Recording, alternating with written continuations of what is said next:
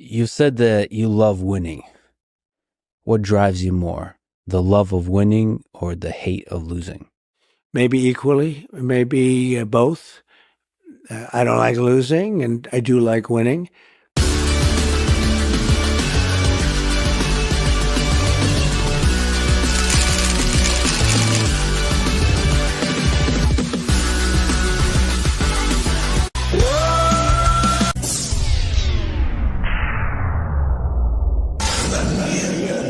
Say his name and he appears.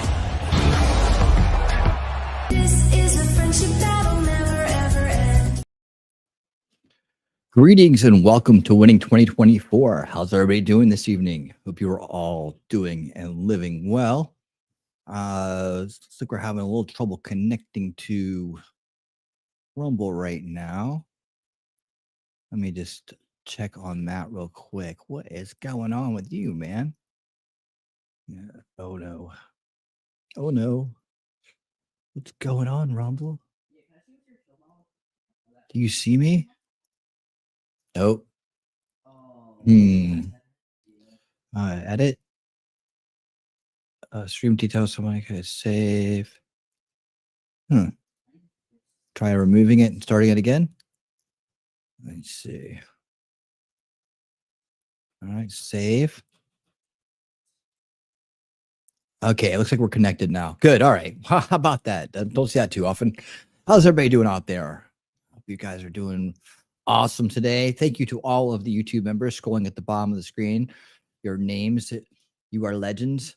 Thank you for supporting the channel. And special thanks to Wolfram and Shelly for supporting us over on Rumble as well.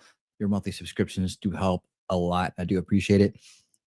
We are, of course, broadcasting live on Rumble X and YouTube this evening, and away we go. Oh, yeah. Still having problems connecting to Rumble? Really? What's going on? I might have a Rumble broadcast tonight. Did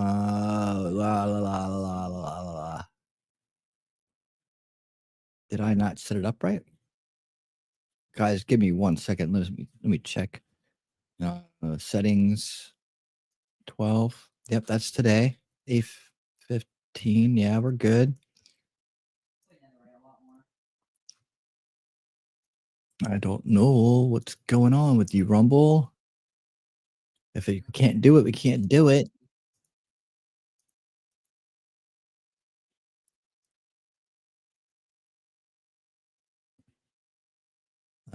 Give me 1 second, guys. Shelly will entertain you in the chat for a second. Keep trying. We'll keep trying and let you know. All right, they're going to keep trying and let me know. So I'll keep an eye on it, and hopefully whoever they are, will take care of it. But what's going on out there, guys? Wolfram, what's going on? Thank you for dropping these links, my friend. Remember, when you're here, always listen to the wolf. He wipes his paws, lips in, and howls, and the alpha mod is here. All right. Dana, how you doing? I see you too. How you been? So happy to see you this evening. Jacob Castro is over there on Rumble, and we're not. I don't know. I have to could someone pop over there and tell Jacob that we're having issues real quick? I think Shelly's already over there. She can do that for me. Yeah, I don't know what's going on with Rumble. I did add it kind of late because I was busy getting the show together. I had a little bit of a late start tonight, but we got a good show for you coming up here. Lots of cool things to talk about. Lex, how you doing, my friend? Good to see you. I don't know what to say about Rumble here, other than we can keep trying. I'll keep an eye on it. I hate to start without my Rumblers in the house. Yeah. Oh, let me try. I'm gonna remove it and start add it again one more time. Let's see. Edit. Okay. Save changes. I'm gonna edit. I'm gonna remove it and add it one more time, and then we have to just go move on if it doesn't work. Save changes. All right. Now let me add Rumble again. Come on, StreamYards. Don't treat Rumble like this. It loves you, I think. All right, it's trying, guys. Sorry for the delay here. We got to make sure everybody gets in on the action.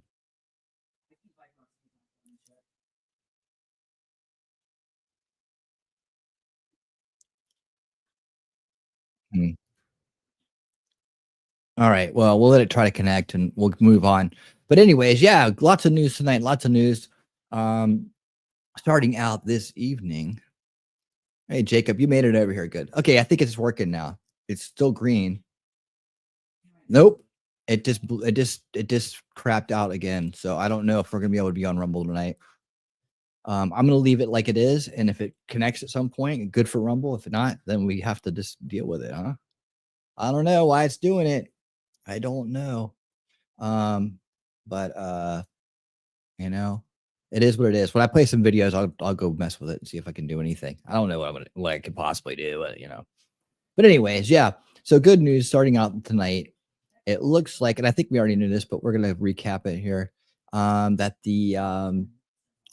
that we have secured the House, we've kept the House, and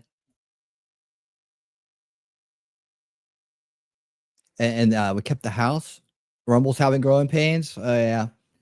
And it looks like we are going to keep that majority and maybe even add to it. Let's get into this. Back now with major breaking news and a race call to announce this evening. Decision Desk HQ can now project that Republicans will keep control of the House of Representatives. That means they will have at least 218 seats, Democrats at 209.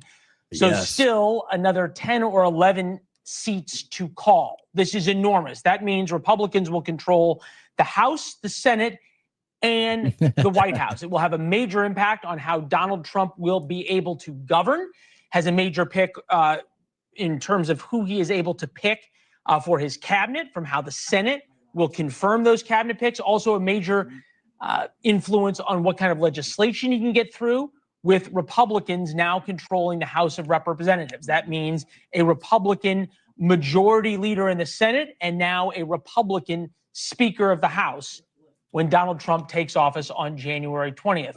Thanks for watching. Go to joinnn.com to find. That's it. Short and sweet, huh? Well, we still got some seats there. Shut up, I can cook. How you doing? Good to see you. Welcome to the show. Heidi, how you doing? Good to see you. Welcome to the show. So happy you both are here. Thanks for joining us this evening. By the way, I just want to announce this week will be pretty cool on Winning Saturday Night. New intro to Winning Saturday Night. Optimized, upgraded, and you guys have to see it. You will very much enjoy it, I believe. I can cook, but I am in heaven. All right. Yes. All right. Yeah, we all are, man. We all are. We're super excited about taking our country back and all the great things that are going to happen. We're going to run through some of the cabinet rumors, picks, all the updated news on Cabinet Watch. I'm calling everything Watch, right? I'm trying to think of new names, but we're going to keep an eye on the Cabinet Watch is now on. And we're going to keep an eye on who's getting what, where, and the names are flying out fast. And we're going to discuss some of the awesome picks that we all want and some of the picks that maybe we're kind of questioning. So we're going to go through that too. We're also going to have a segment on pretty much looking at what's coming in, like incoming policies, incoming ideas, and things like that, right? So we're going to look at that. Some little deep dives on what some of these things mean. We're also going to look at Rig Watch, just kind of like a summary, and kind of like keep an eye out for anything that's still out there. There is still some post-election rigging we need to keep an eye on. So that segment will survive another day here. And then at the end, a special Cope Watch. There's some maybe a little bit of word of warning. We need to kind of keep an eye out on one topic here. It's just one topic there for that. And another segment on that. And then we're also going to do at the end of the show, we're going to see what I said on X'd it out, right? What's on my X profile. We'll basically do that. But yeah, keep that praying going. We need to do it. All right. 220 seats. Well, where's the other ones, right? Where is the other ones? They're coming in though. They're going to come in eventually. We'll figure out what's going on with those. We're all excited about everything that's happening. I hope people are still keeping an eye on that. Make sure there's no kind of weirdness going on there. T-Rex Trucking and more. How you doing, T-Rex Trucking? Good to see you, my friend. Good to see you. And just a reminder, we haven't unlocked the new member thank you video. It has been unlocked. It's been played once, but if anybody wants to join the winner's circle, I got many tiers of membership available for you, and that will unlock it. There you go. Okay. Let's get into the next piece here. Let's see. I had that, and then I had that's on election. Okay. So I had one other piece too. Megyn Kelly, T-Rex's crush, coming up. She's going to be on a couple times tonight. But let me bring that in here. I haven't seen this yet, so we're going to watch it together. But winning speed on. This is more about this election 2024, and shocked about the details and about what Kamala Harris's campaign paid for the Oprah town hall. I think there's some bits on here where Oprah we're going to do a little bit of this, but Oprah was coming around and saying she's not doing it. I don't know. Do we need to do this? Just a little bit more in depth. We'll play a few seconds of it. News this week for, among other reasons, having run her billion-dollar campaign down to the studs. How you doing? When it comes to her Good see you, cash, my she's friend. reportedly $20 million in debt. We told you the story the other day. Well, now the reports are that she blew the vast majority of that last 20 million on stars. Mm-hmm. Now, Yep. so far, we've Sure only had did. one star deny receiving a direct payment, and that person is Oprah Winfrey. The reporting is, and we've seen the verification via various publications, that Harpo Productions, her production company, was paid $1 million for that farce of a town hall that Oprah put on. What a joke. So Oprah's production company got $1 million Yeah, see that? to put that thing on. Now, it was on TMZ today, either TMZ or one of their, contractors caught up with Oprah and said, "Hey, heard you got $1 million." She said, "No, I didn't get paid anything." She didn't mention that her company got $1 million. You omitted that, Oprah. It was like threading the needle. So she didn't take personal payment, she claimed. Yeah. Now, Nobody look got at this set. That cost $1 million. And the Kamala Harris set. campaign paid for all of it. And it looks like a nice set. They've got all the video monitors. I don't get it. Why She did wouldn't such a Oprah horrible have job. used her production company, her set? So maybe that's what it cost. Maybe to do a photo shoot or a sit down town hall with Oprah Winfrey, it cost $1 million damn dollars. Let me tell you something, people. This is yet another piece of evidence that Oprah Winfrey is fake news. Yeah. News people do not require the campaign to pay us so we can interview them. I did a town hall of sorts in this election when I sat down with the Tim Walz Stolen Valor former colleagues. Do you think I charged them to set up the set? No, I didn't.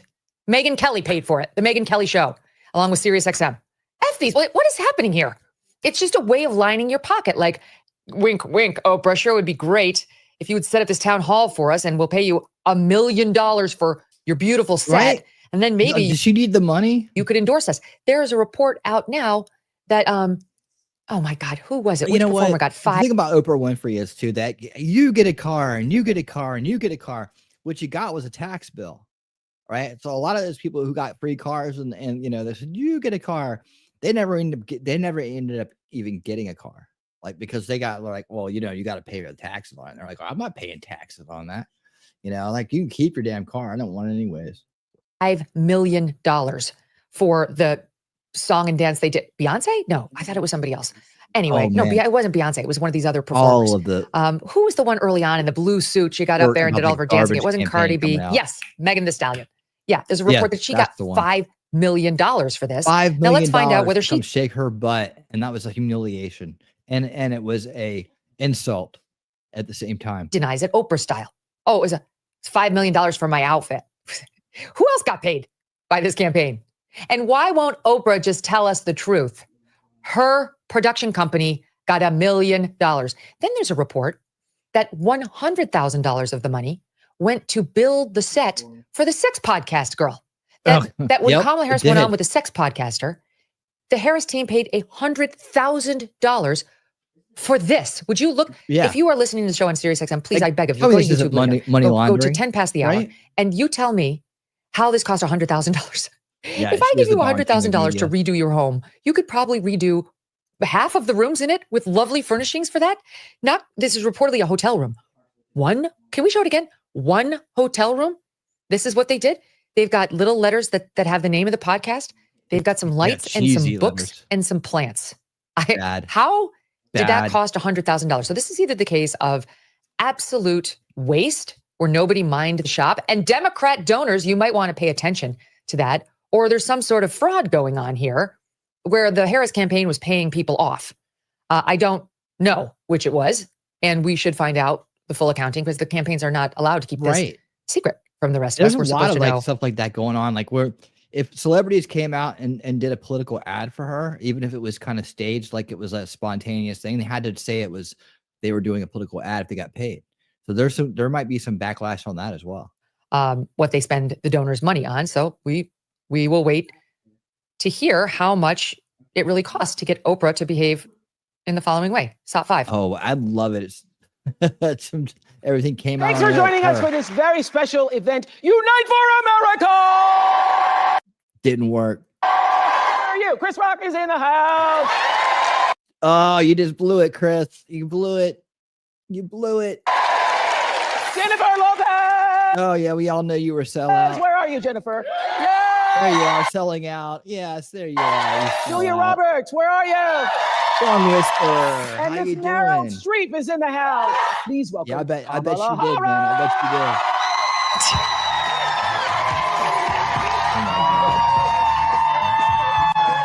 Oh, I'm so happy to see you. Totally Nope. feckless. But by the way, did J-Lo get a payment for that? Did Chris Rock get Yep. a payment for that? Did anybody get Yep. paid for these I bet endorsements they that we did. were led to believe were just completely don't know. organic? We'll I mean, see. do we really care? Because they're all losers. They lost badly and have been rendered utterly powerless and feckless in the eyes of the electorate. Nobody will be asking for their endorsement again. Feckless No one's queens. smart. I mean, no one who wants to win. It's funny because there's already a Democratic primary underway for 2028, believe it or not. Yes, there is. And it's people like Josh Shapiro. Gavin Newsom out in California is already organizing his resistance to Trump's agenda. Good luck, sir. The California liberal has already been rejected resoundingly by the electorate. Why would the Democrats be so stupid as to elect another one next go round? Your little widow's peak does not distinguish you that much. And it may be hard to believe. He's even more radical than Kamala Harris is. His crazy ass gender stuff is even more radical than hers was. It's not going to be Gavin Newsom. Yeah. So now you've got all these early Andy Bashir. Dude, everybody's gonna be calling him Gavin Newsom by the time that the next election rolls around anyways. That's already out there. That's already been implanted. Red state blue governor nickname is out has there been already. Like, made. I know, I understand the electorate. I told you about this Chris Murphy in Connecticut yesterday. Like, I understand. Doesn't mention the trans thing at all. I'll be here to remind them. Don't worry, Senator Murphy. I'll be here to remind them. You don't worry about a thing. You can omit it from all your op-eds. We have a lot of listeners in Connecticut. A lot. And many are your voters, but they won't be for long if you don't get on the right side of this thing. They won't be because you're losing. We pointed out yesterday, the swing state voters, the number one issue was the trans thing, boys and girls sports. So good luck holding the line on that, sir. That's right. That's right. You know, I the idea is that, I mean, none of us, I mean, how many people really like political parties, right? You know, political parties, they have their thing, right? And right now we've been fighting in a left right kind of situation, right? And for a long time it was a false left right paradigm. Now it's a true left right paradigm. But it's really establishment versus anti-establishment. And the anti-establishment is one because we oppose the corruption of the establishment, right? But now that we have this, I'm trying, you know, in this coalition and people coming over and leaving that party, what a good is the Democratic Party anymore, right? You know, I was having this conversation with my father the other day, and I was like, he goes, well, we need checks and balances. I was like, well, what are they going to check? They're just going to make us look right all the time. It's like, what do they actually do anymore? They're the party of corruption and destroying America, and abusing people. And it's like, well, how are they going to help, right? What are they going to balance out when all they represent is everything that is not good for people, right? When we represent making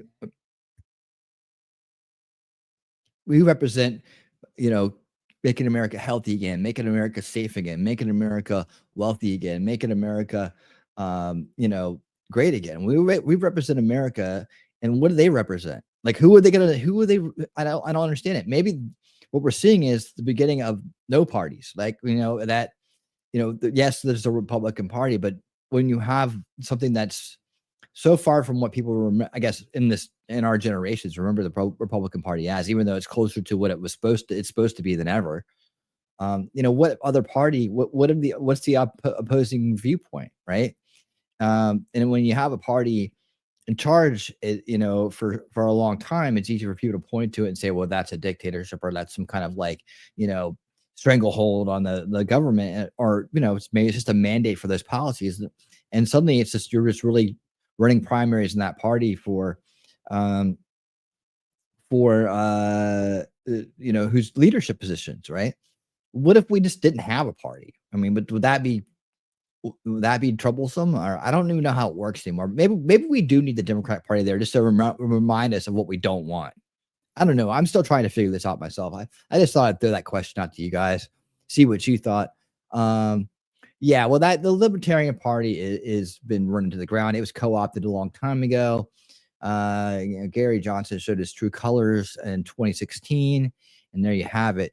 But before we do that, let's do this.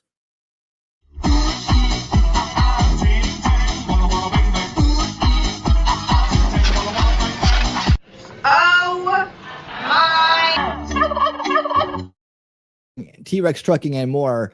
Unpopular take. His T-Rex's hot takes, but I'm completely in favor of Democrats cutting out the extreme left wing of their party and coming back to reality, because a good opposition party is good for the country. Well, yeah. Well, what does that mean though? Like, that's what I kept saying. I was like, what does opposition mean? I mean, yeah, okay. So oppose making America healthy again, oppose making America safe again, oppose, yeah, do that. We'll just keep voting against it. And as far as cutting out the extreme left wing, when your ideas are based in cultural Marxism, when they're based in things like that, how do you, even though the extreme left wing of what we think is a Democratic Party, what is that, right? The Free Palestine people aren't part of the Democratic Party. Like, I'm explaining it to people that they are just the extreme, they are the left wing of the Marxist paradigm that's in our country, right? And that's an undercurrent underneath our own political structure that often gets roped in, right? Like the Patriot Front, alt-right, Nazi-ist, the Nazi, and in some cases pure Nazi people, they aren't part of MAGA. They aren't part of the Republican Party. They didn't vote for Trump. And like the same with the queer Marxists on the left, they didn't vote for Kamala Harris. They oppose capitalism at all costs, right? And as far as alt-right goes, they don't want anything to do with Israel or anything else like that. They have a very distorted view of the world, and a very distorted view of Nazism itself. So it's like they don't really fit into either party. They're just there. They're just there, right? They're like they're the people who don't fit in anywhere.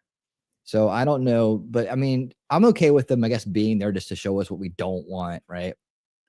What we don't want. And let's see. So I don't know. I'm still trying to work it out. Good to see you, Song Whisperer. Thanks for joining us tonight. Welcome to the show. Happy to have you. I used to write songs. I was a musician for 30 years, so I'm all about it.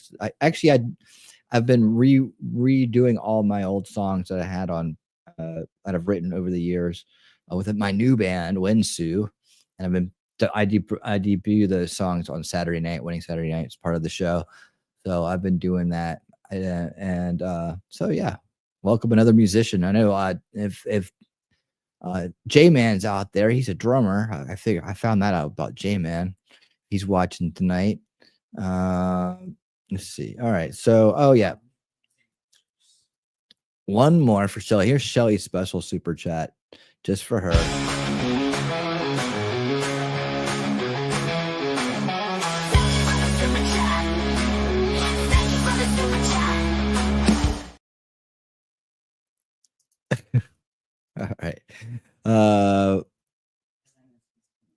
Did you put another super chat in there? Because that one goes with it too.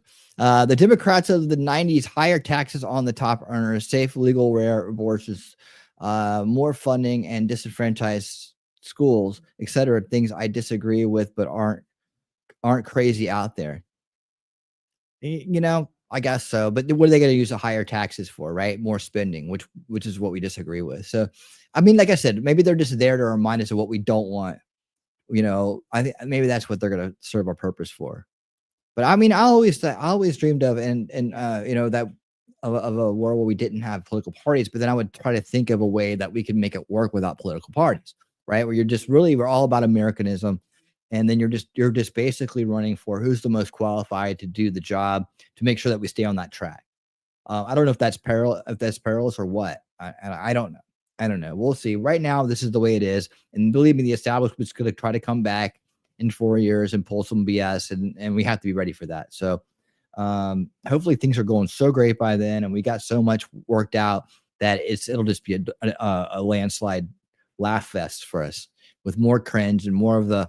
And I think we have a couple of generations to go at least before we even get to what I'm talking about, because so many of us were born into a two-party system, and that's just what we know, right? And that's what they're going to run with. I don't know what that looks like, but I think about things, you know, I think about things. I bring them here so we can talk about them together.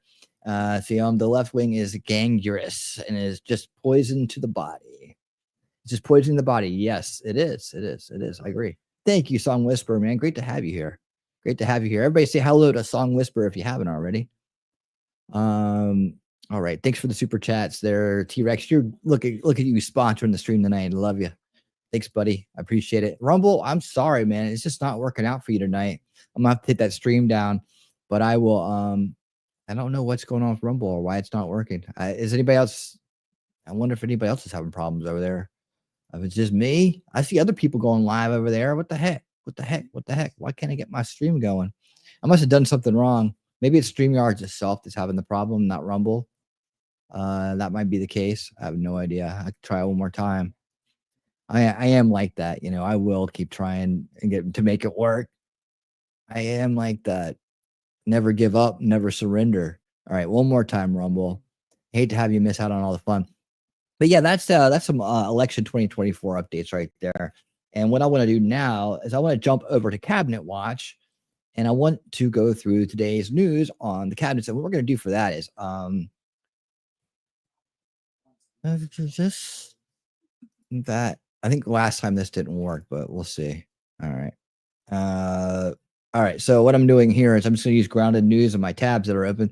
I'm just going to go on through these. Now, breaking news, right as we got started, this coming out 10 minutes ago. Trump says Elon Musk and Vivek Ramaswamy will lead the Department of Government Efficiency, aka DOGE. DOGE.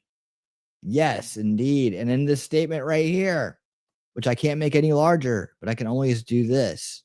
He says, statement from President Donald J. Trump. President Donald J. Trump. That sounds so nice. I am pleased to announce that the great Elon Musk, working in conjunction with American patriot Vivek Ramaswamy, will lead the Department of Government Efficiency, DOGE. Together, these two wonderful Americans will pave the way for my administration to dismantle government bureaucracy. Nobody likes government bureaucracy. Terrible thing.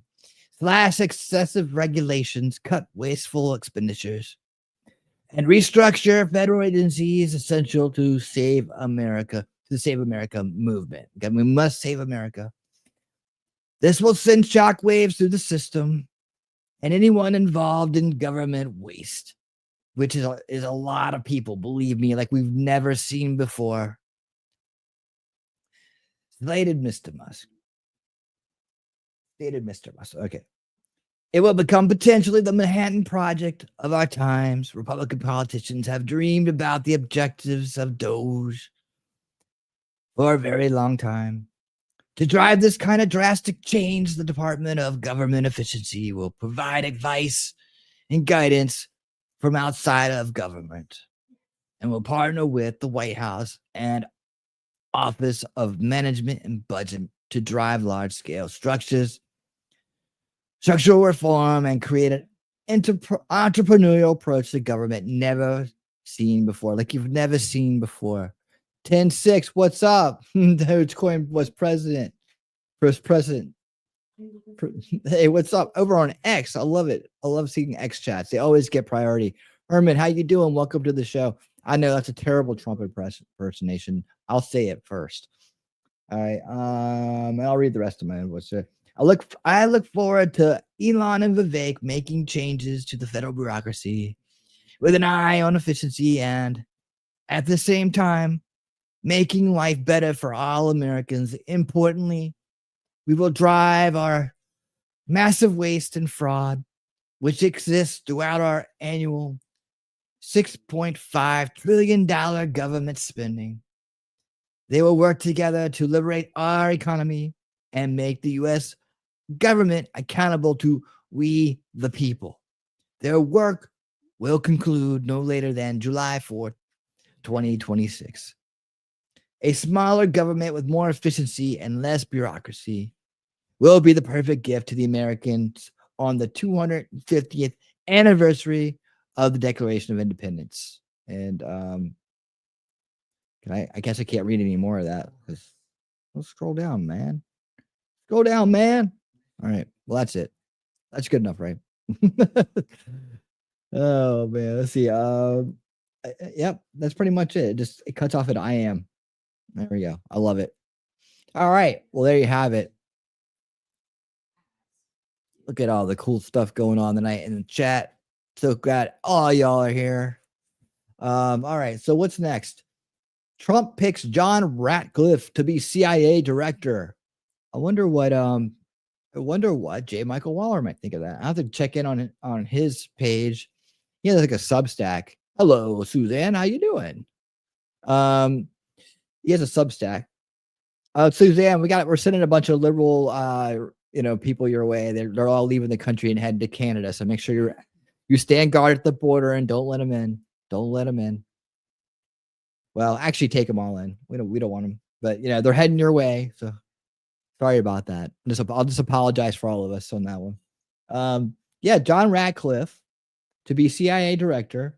President-elect Donald Trump has announced he has selected John Ratcliffe as director of the CIA. I look forward to John being the first person ever to serve in both of our nation's highest intelligence positions. He will be a fearless fighter for the constitutional rights of all Americans, while ensuring the highest level of national security and peace through strength. Trump wrote in a message sent on this evening of November 12th. There you go. All right. So that's it. What do you guys thoughts on John Ratcliffe?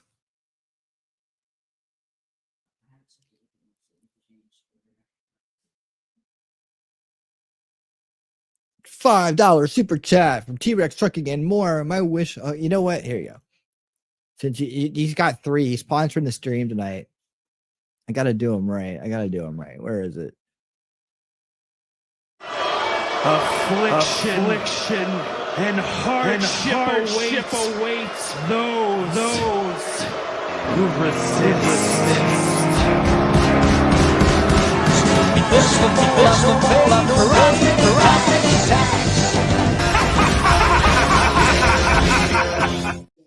T-Rex Trucking and More, $5 super chat. Thank you, my friend. My wish and hope is that Trump invests in high-speed rail. That'll put you out of business, man. It'll put you out of business. Oh, I'm Canadian. We don't want them. It's bad enough here without adding to the problem. I know, man. Believe me, I got a lot of friends in Canada now. And I really want to see you guys get better. I really do. I want to see you guys get rid of Trudeau. I hope that when we get our country back in order, we can start helping other people in that way. Helping them get rid of bad leadership. Help them get better at bad policy. Not the old way, not the neocon regime change way. I don't want nothing to do with that. But just by exporting good ideas and just supporting good groups there, and maybe just the Trump bump could help out a lot. Especially Canada is getting fed up with the way things are. And you guys have been fed up for a long time. You're good people up there. We want to see Canada be great again. Kaga. Canada, make Canada great. MCAG. All right. MCAG. Make Canada great again. I don't even know how you're going to say that, but just we'll make something up for you. But yeah, we have to fix that for them, man. It's not their fault that they've been subverted. They need a constitutional reform is what they need. They need to get a constitution where their rights are not dictated by government, but given to them through their life and rights through God and all that. You know, the way we do it here. They need their real freedom of speech. You know, and that's the things that help us maintain our freedom and liberty here in our beautiful constitutional republic. And this is why we can actually fight back and take our country back. And I just hope it works out for you guys. I really do. I really, really do. Maple syrup MAGA. There we go. Hashtag. Really do. We'll send Viva Fry back to you guys to straighten it all out. You guys elect him as president, and you'll be just fine. All right. So yeah. So what do you guys think of Radcliffe? I mean, I this is the thing about cabinet positions, and I'm going to say this probably several times tonight.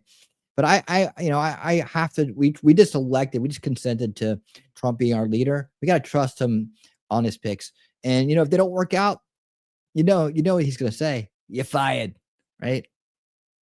Yes. Hopefully, we'll get a leader that will make some positive changes here. I hope you guys can actually get through an election. That's the thing, And I don't know what it's going to take for you guys to be able to shake off Trudeau and the ingrained corruption in your country. $2 super chat. Canada has general elections October 2025. Well, I really hope it works, man. I just feel, it has to be too big to rig. I don't know how they do elections in Canada, but to me, someone as bad as Trudeau, and I think Viva Fry went through an election himself and said it was just ridiculous, right? I don't know. I don't know, man. We'll keep you in our prayers, and as I know, the other places around the world too that need to be helped out. I mean, UK is in bad.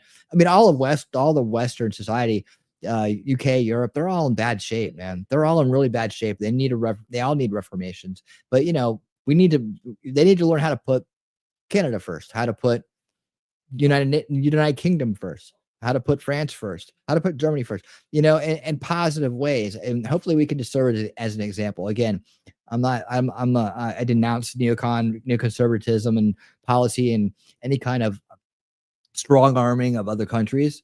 I believe we should stay out of foreign entanglements, like Ron Paul says, and so many others, our founders believed.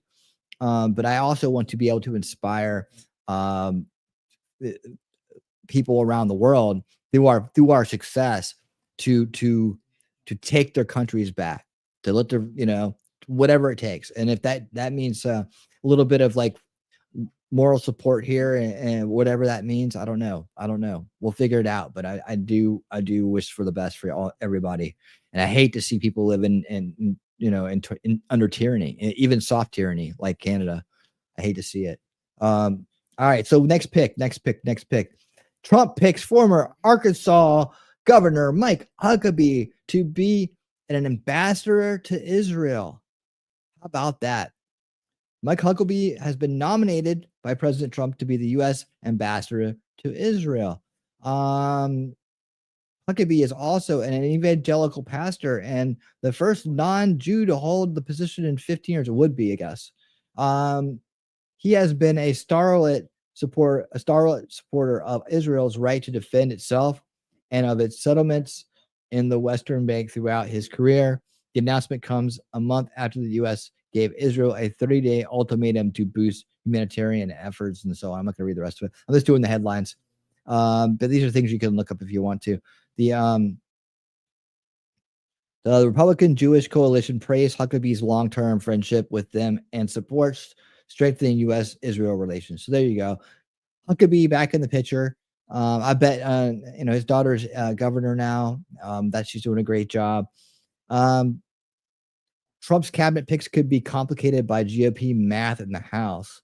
Speaker Mike Johnson risks losing control of his slim majority in 2025 if Trump's team continues to influence House GOP members. How does that work? The selection of Stefanik would reduce Johnson's voting support by one. And okay, I see what you're saying. He's pulling too many people out of positions. Many Republicans are concerned about how Trump's influence will affect their margin in Congress, impacting his ability to recruit more members. Yeah. We got something else about this. No more. House Leader GOP urges Trump to stop taking cabinet picks from the Congress. It's a good idea.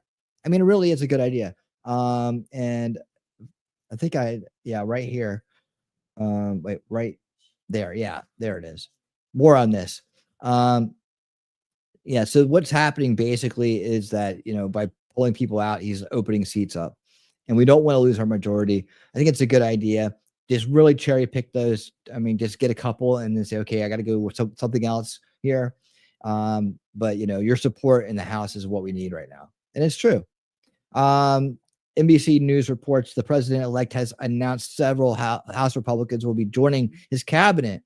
A Republican, Elise Stefanik, who is the chair of the House Republican Conference, will be the next U.S. ambassador to the United Nations. Now, see, I think we should just if we just send her there to say goodbye, we're out, and your agenda ain't happening. That's what I want a U.S. ambassador to go say. I mean, I don't think there's anything else that needs to be said. More on that in the coming year as we work to stop Agenda 2030 primary mission. We must find ways to get this done. One way or another, we will follow the stories. We will make noise about it. We will do whatever it takes to make this Agenda 2030 go away. There's sustainable development. Their ESG goals gone. The SDR is gone. No more of this united globalist bullshit. All right, no more. I didn't win back America just to hand it over later on down the road. It ain't gonna happen. We need to start undoing the damage, the parallel construction that's been done by the United Nations and the World Economic Forum immediately. I don't want to wait. Agenda 2030, the year 2030 is just 6 years away? Going on 5 years away? No, it's not going to happen. And believe me, when they say Agenda 2030, that doesn't mean they're going to start then. They started a long time ago. This goes back to 1992 and ever since, right? And the evolution of this Agenda 2030 through all its forms. And no, we're not going to have it. No. So whatever it takes, if there's not enough being done about it, I'll get louder and louder and louder. And I'm sure many of you will as well. We're going to give them time. We're giving time. So like I said, ambassador to the United Nations, go shut it down. Shut it down. Maybe she will. Maybe that'll be exciting stuff, huh? What do you guys think out there in the crowd? 10-6. Australia's parliament is busy trying to censor Australians. The MAD bill, misinformation and disinformation are being rushed through right now. That is straight out of Davos 2024. That's exactly what they said their primary objective is. Australia is another great country we need to protect. And the way we can protect them is to protect them from globalist agendas. Like that's how we can protect Australia and Canada, right? And other great countries throughout the world, our friends. I think we'll have an election like yours. I think enough people are sick of the nonsense, and Trudeau will be voted out for sure. Who's your Trump, man? Suzanne told me one time, Pierre. That's it. All I had to do was think of Suzanne, and the name was there. Pierre Poliveri. I'm probably butchering that. Poliveri. Yeah, Poliveri. All right, whatever. I know I'm saying that wrong, but I hope Pierre kicks some ass. And maybe that is just a visit with Trump. How does he feel about Trump? Maybe he should get down there and come on down and get a picture taken and have a handshake and get some ideas flowing, and say, look, if you guys elect him, here's what I'm going to do for Canada. And we can do stuff like that. That's not, hey, I like to work with this guy. If he becomes your prime minister, I'm sure we're going to do a lot of great things. We're going to do a lot of great things together. Hopefully that helps it. We watched Canada is Dying, this documentary with my friend Scott Free Freedom on Old School Watch Party Sundays. We watched that documentary looking at the drug epidemic there. We need to make Canada healthy again too. It needs to be healthy. I'm sure you guys may have better food and maybe water. I don't know what the situation is there with your food and water, but the drug epidemic is pretty bad there. And that's not doing y'all any good. It's really, I just see, you see it better than I do. It feels as zombies. But 10-6, Australian Parliament. Yeah, and they were talking about another thing tonight. The Five Eyes agreement is probably going to be, intelligence sharing. Well, we have to be able to trust who we're sharing intelligence with, right? So if you got globalist leaders, you got corrupt establishment in charge of your country, you're probably going to see less cooperation until that's changed. But I know there's a lot of great people in Australia that they don't put up with shit down there, and you guys will do something about it. We have another great friend of ours, Magcore Mofo, that comes in the chat. He's from Australia, over here on the YouTube side, and he's a great friend, and he's a he keeps us up to date on what's going on in Australia, but he's a big Trump supporter as well. Let's see, Letu. All right. The New York House Rep seat has to be filled in 60 days. It's a hard red district in New York. I'm not that worried. Okay. Well, sounds good. Zeldin is a brilliant pick. Okay, cool. So yeah, let me finish reading here. Now that Count reminded me, I stopped reading. Helped me remember that I stopped reading. All right, there we go. It was a little better. Okay. Let's see. While Representative Mike Waltz, not to be confused with Walls, will be the National Security Advisor, NSA. Okay. And former Rep Lee Zeldin, yes, who left Congress in 2023, will be joining the incoming Trump administration as its EPA administrator, the Environmental Protection Agency. So he will be working closely, I'm sure, with RFK Jr. to get the job done and make America healthy again. Yes, I love that. And believe me, we're going to be watching very closely the work of Bobby Kennedy and this initiative called Make America Healthy Again. Big deal here. It's a big deal. While delivering remarks on the steps of the U.S. Capitol on Tuesday, Republican Steve Scalise, who is the House Majority Leader, suggested to the incoming president that he should stop elevating House Republicans to his cabinet, given Republicans already tenuous majority. I get it. Let's see. He knew that if we won the election, this would be his last opportunity to serve as president of the United States. Scalise says, I know he's already pulled a few really talented people out of the House. Hopefully no more for a little while. I mean, it's fair enough, right? Fair enough. And I'm sure he'll take it into consideration. Other Trump picks that have been announced. Okay, so here's what I want to talk about, including Senator Marco Rubio as the potential next U.S. Secretary of State, and former Immigration and Customs Enforcement Chief Tom Homan. Yes, brilliant pick. Going to get the job done. As the incoming border czar, he will be a true border czar. He will get the job done. I have all the faith in the world in this man. Holman, we covered him the other night. He's going to be awesome. Holman will likely be in charge of the president's mass deportation agenda, and he will get the job done. All right. Like you've never seen. And previously said the National Conservatism Conference that he is already putting plans in place. Previously said in place for Trump's proposal to deport millions of illegals. Trump comes back in January. I'll be on his heels coming back, and I will run the biggest deportation force this country has ever seen. And you can't wait for it. Yes, indeed. Stefanik and Walls are from reliably Republican districts, and the U.S. Constitution requires that any vacancy in Congress be filled via special election. Governor Ron DeSantis of Florida and Kathy Hochul, I must slay that name, of New York have yet to announce a date for special elections to fill the seats. I'm sure they will do a great job here. All right, what's this about? Oh, yeah, one more thing. Secretary of Defense. This time you do the talk. Pretty cool. Gosh, that our own Pete Hegseth will be his Secretary of Defense. Pete, of course, has been a host here at Fox for a number of years. He's an Army veteran where he served in Afghanistan and Iraq. Trump saying, quote, Pete has spent his entire life as a warrior for the troops and for the country. He's tough, smart, and a true believer in America first. With Pete at the helm, America's enemies are on notice. Our military will be great again, and America will never back down. Wow, that is pretty cool. Gosh, we're gonna miss him at Fox, but that's a gain for the country. Yeah, it is. That is awesome, awesome news. So that's pretty much what I have as far as the cabinets go. Let me just check ground news to see if anything else has developed. Oh wait, there is something.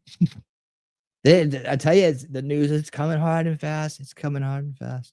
Let's go back to here. Oops. All right.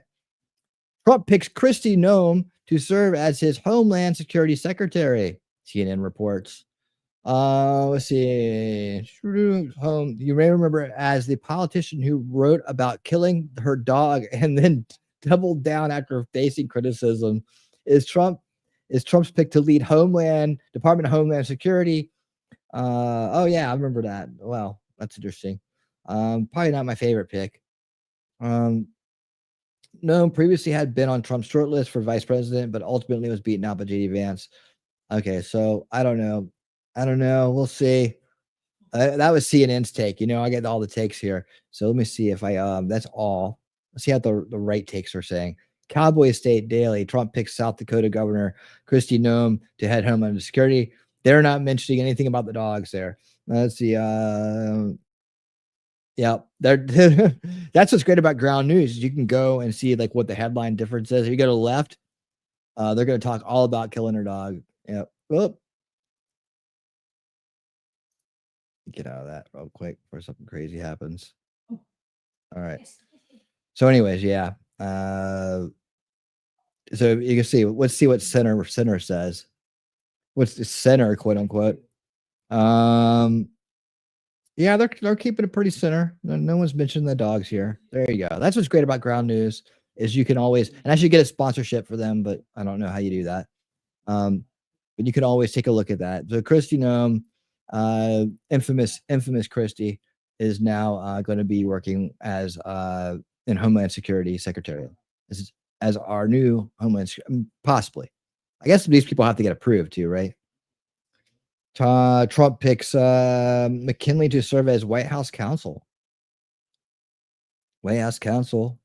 Go to the right here. For this one, Epoch Times announces President-elect Donald Trump has announced he will appoint William Joseph McKinley to provide legal advice as White House counsel. Bill is a smart and tenacious lawyer who will help me advance our America First agenda while fighting for election integrity. Yeah, there we go. And against the weaponization of law enforcement. All right. He's picked his ace. He's picked his ace lawyer. The ace lawyer. Sorry, LawTube, you didn't get picked this time. Maybe better luck next time. Better luck next time. All right. Let's see. Justice Alito has no plans to retire.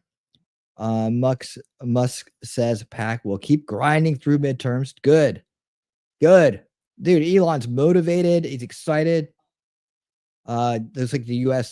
Senate Democrats are rushing to confirm judges before Trump takes office. Okay. All right. We'll see. We shall see. Any other interesting things here?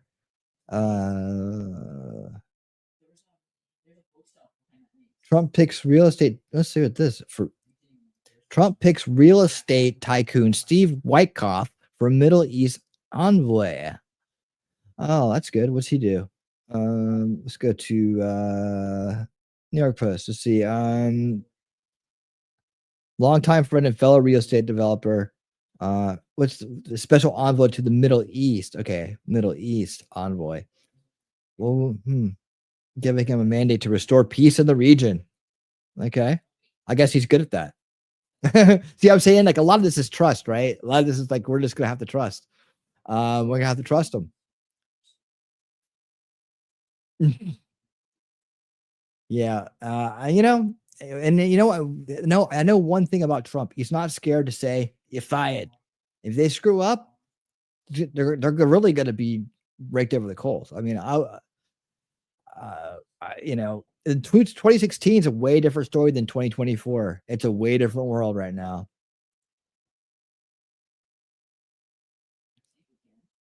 Let's see anything else. I think we got through all the picks for today. I don't see anything else of notable that we haven't covered already. Yes, we got it all. We got it all. We got it all. Ground News. I'm glad I finally getting some use out of that site. Actually, I really like that site a lot. I do. It's pretty cool. Pretty cool. I don't even grind into the blind spots. Like, the blind spots are a really cool aspect of that of Ground News because it lets you see like what's being covered in one place and on the left or the right or different media outlets, like who's getting this information and who isn't. It kind of shows you like where the narrative crafts just a little bit. All right, let me get rid of this and this and this, that, and that, and this, and that. Okay. All right, where are we up to here? All right, let's start with promises. Is it promises or what's the shorter one here? Let's jump ahead, go to rig watch because I think promises is a little bit longer of a segment. Let me get rid of that. All right. So we're gonna recap a little bit of a recap here. It's a short little 2-minute video, but it's a recap of rig watch. Well, some of the things we've seen from the O'Keefe Media Group as we have been bouncing through. We'll do that in just a second, but let me go ahead and turn my attention back to the crowd here. I'm going to keep my eye on the great conversations going on in the crowd tonight. And we are still dead in the water on Rumble. I don't know what in the world is going on over there, but I'm kind of sad. Kind of sad. I don't know why Rumble is being this way. I don't know what I did to offend it. I keep trying to restart it, but that's only because I'm very hard-headed sometimes. So, it's like, you keep trying to turn the car over and over again. It still won't start. Come on, you can do it this time. Cool Gamer, what's up, my friend? How you doing? Let's see here. Hold on a second.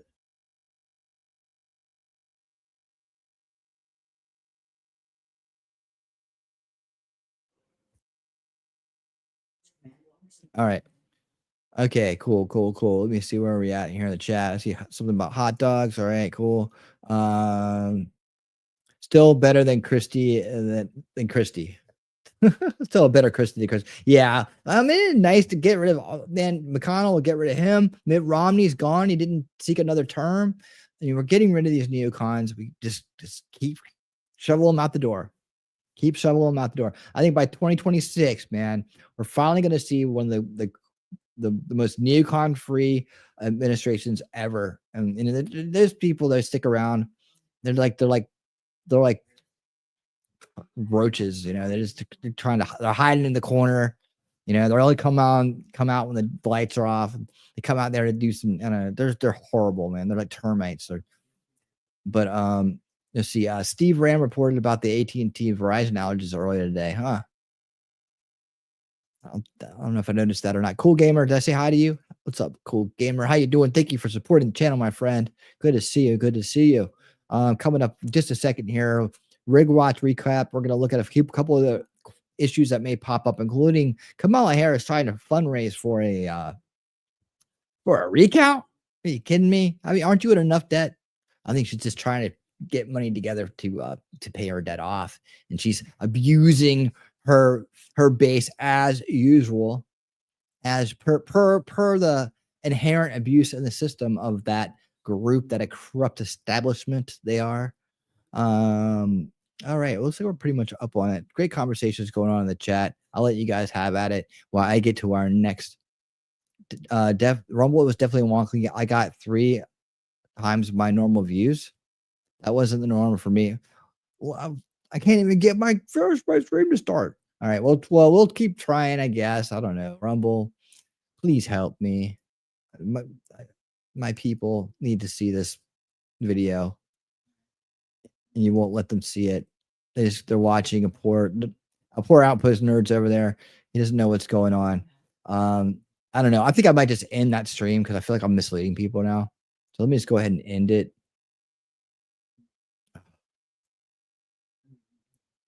This is so sad. I can't bring myself to do it. All right, let's remove this.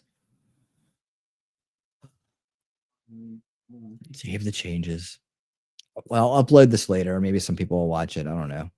That's what I'll do. I'll just upload this directly and they'll understand. I guess I don't need to talk about it anymore. I'm going to end it. Wow. I hate that. All right. Back to business, guys. Here we go. Little recap. Keith put this out today. It's like 2 minutes. Pretty cool. Winning speed is on. But I don't think she'd win this year. You kind of tell a donor what they want to hear. Which is what? Whatever they want to hear. Go to Google. They're reorienting the search engine such that Kamala is favored. The vast majority of what fact checkers label as false is shared by conservatives. Okay, so like the mainstream media does the job for you, basically. I had one question about drop-off ballots. Are we allowed to say anything? Because it is a felony for people to turn in ballots outside their home. No. After Maricopa County sent us a threatening letter, we have published our legal letter in response to Maricopa County. They're trying to suggest that citizen journalism is election interference. And the problem with people like you, that's why this country's in such bad shape. Because we're dealing with corrupt officials who play footsie with the legacy media when they should be investigating you. Right. Are you Juliesa? This is a story about an official with an NGO who is telling someone that they can vote if they're not a resident. That's the story. I'm not the story. And she got confirmation that, yes, in fact, she can vote with nothing but an ITIN number. Here at OMG, we have hundreds of people who've signed up to be a poll watcher, and they want our hidden cameras. Quote, this project could be encouraging volunteers to violate numerous state laws regarding recording at polling places, voter privacy, election interference, intimidation, and harassment of election officials, Adam Sky, how you doing? Recording. We literally put on X and our website not to intimidate voters. We posted what not to do to the world. It's a fight of good versus evil, isn't it? It's no longer about left versus right or anything. It's good versus evil, truth versus fiction. That's where we are in this country. I guess that's kind of ad. An update though on the U.S. Senate race in I guess it's some kind of ad for maybe upcoming series, something cool to watch from O'Keefe Media Group. I'm digging it. They did so much good work, man. You know, unsung hero, James O'Keefe of this election. I mean, we had so many people rise to the occasion, bring their talents to the table, and help us get this done. And we didn't have this in 2020. Again, 2020, as bad as it was, as hard as it was to watch that the other side gloat and believe that they were going to just dominate us and have to watch and have to put up with their abuse for another 4 years, have to live with that gnawing feeling we knew something wasn't right, having to be censored by them, canceled by them, all the dirty, nasty things they do. But we survived it. We were tougher than that. We put up with it. And then all these great people came to the table and became part of the team. I'll never get over this beautiful story. It has underlying tones of keeping the faith, believing in the right thing's going to happen, even if the wrong thing's happening today. And that, that we shall overcome, and that, through our darkest hours comes our brightest lights. And that, it made us stronger. It made us better. It made us more unified. It brought the tipping point faster and with everybody that we needed to help make this happen. So James O'Keefe, another hero. Brandon Tatum, another hero, putting out the great works. Role model leadership of the Black community and all communities for that matter. And coming up with this great report here. Now we got to talk about Kari Lake losing in Arizona. Let's get his take on it. I'm kind of like I was hopeful she'd win, right? But I don't know that much detail about what's going on out there in Arizona. He lives in Arizona, so I think that he's probably the best source to listen to on this. Make sure we got him at winning speed, and we'll go ahead and jump past the he's got Arizona. Democratic Representative Ruben Gallego has defeated Republican Kari Lake and will become Arizona's next senator. The Arizona Senate race called just hours ago by Decision Desk HQ. He's leading with 50% of the vote, and his opponent, Republican Kari Lake, has 48% of the vote with 89% reporting.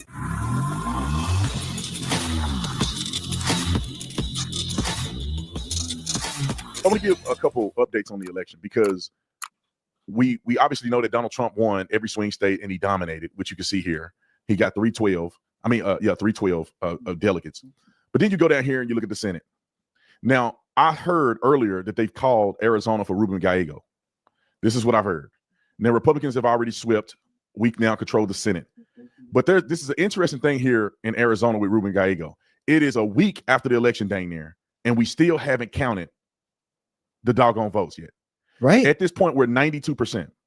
Why There's does it still take so long? 300,000 votes that are outstanding from what I hear, and it does not look like that Kari Lake can overcome this margin. If you look at the numbers right here, some of you guys can't see it. He's at 50%, she's at 47%. This third party, Green Party candidate screwed her. Because I would argue that most of these people probably would have voted for her instead of Gallego. But right now, she's down about 70,000 points or 70,000 votes. With what's left on the table, I don't know if she can overcome that. Now, a lot of people are going to go online and tell you, oh, it's because of fraud and all this. No, stop it. I think we have to do a better job at putting up a better candidate. Why do you say that, Mr. Tatum? Because David Schweiker didn't have a problem winning. Donald Trump didn't have a problem winning. Right. Juan is not going to have a problem winning. He's up 49% with 83% of the vote. I think he's going to take this. Doing this good, victory. Blue. Good to see. I don't think Everybody any say hi of these to other Blue. people have a problem winning. They're not having a problem winning here. They're not struggling here in California. They got a healthy lead all the way through. Earlier, they called Gabe Evans. They haven't called him on here, but earlier they called Gabe Evans in Colorado. That he flipped. Okay, so anybody here from Arizona? Anybody here big Kari Lake fan or like following the Arizona thing too much? Or a lot? Blue. What's up, Blue? All right. You know, I is she a bad candidate? Is that what the problem is? She seems very motivated. I'm not, you know, I feel like I have a very periphery understanding of Kari Lake. She seems like a good person. Seems like she's working hard for the cause. And you know, I don't know. Is she not a good candidate? Or is Arizona still just full of neocons? You know, maybe that's the problem, man. He's definitely right. People want to see cheating where there isn't any. Yeah, I hear you. Zephyr Warrior, what's up? Zephyr Warrior, man. Good to meet you. Good to see you. Happy that you're here. Thanks for joining us. All kinds of cool people rolling in the chat tonight. We got a lot of new faces, man. I want my normal crowd to make sure you say hi to all these new faces. Love Kari Lake. Love Kari Lake. And she's never had the GOP behind her. It seems like some people like her and they're behind her. I don't know. Her non-acceptance of the governor loss didn't go over well with some. Well, that was 2020 though, right? I can't say that I blame her, but I guess some people don't. But you know, Arizona is another one of those retirement states, right? I mean, it's like that's the home of the McCains, right? Isn't that the home of the McCains? I feel like there's some neocon problems out there. Let's let Tatum keep talking here for a minute. That seat. So could there be nefarious things that are happening? Potentially. I do not think that's the case in this election. I think that Kari Lake is not as strong of a candidate as Donald Trump. Donald Trump won 52% of the vote in Arizona. Kari Lake is down to 47% of the vote. You see, David Schweiker won. What did he win? 52% of the vote. When it's all said and done, this gentleman may win 50 to 52% of the vote.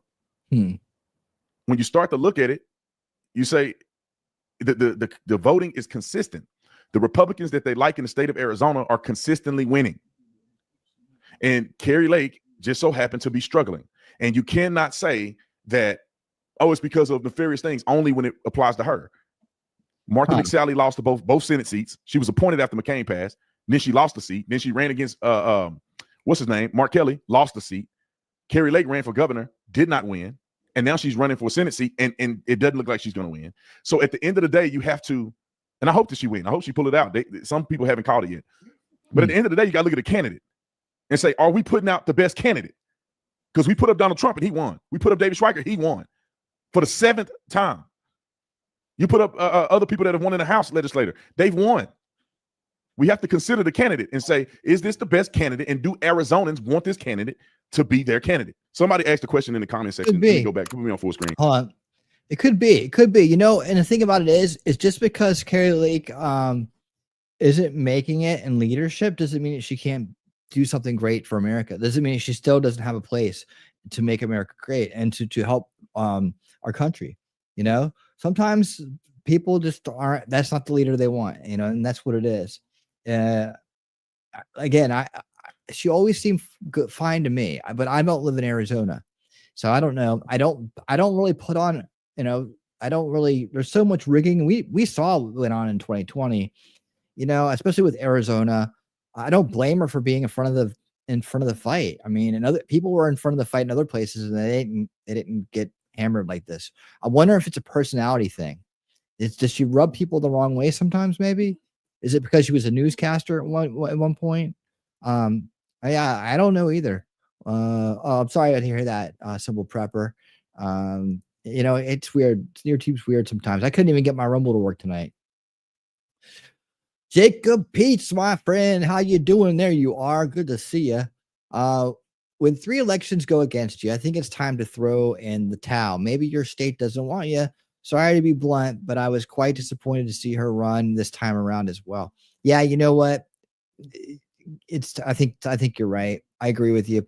I think that this should be her final run. She needs to find something else to do. Podcasting, we could use more people that in the good media group. If you already have the skills, get out there and do interviews. Create a great podcast that gets lots of people interested in it, and then be a voice.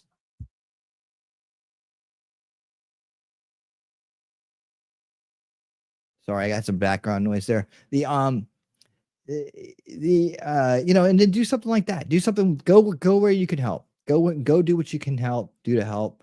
I don't know how much more analysis we really need to do on this. I think that we're doing good here. I get his take on it. Is he a good candidate? I think he's just going to make his point for another couple minutes, and that's fine. Let me see what he has to say. Just a few more words. Somebody asked a question in the comment section about why Kari Lake isn't a good candidate. Let me just go back on this real quick to address this, and then we're going to go to some more stuff. Kari Lake, in my opinion, lost momentum because I supported Kari. I rallied with Kari. I voted for Kari then. I voted for Kari now.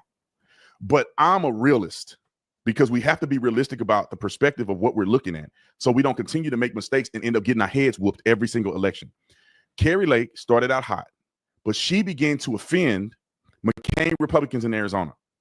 And if you offend the McCain Republicans in Arizona, they will not vote for you.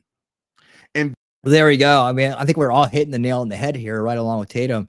We brought up the neocons. We brought up the offending them for different reasons, maybe the 2020 vote, maybe whatever.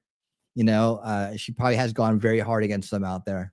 Then Arizona is weird when it comes to women's reproductive care and all this other stuff. So Donald Trump's vision of America as a whole enticed people.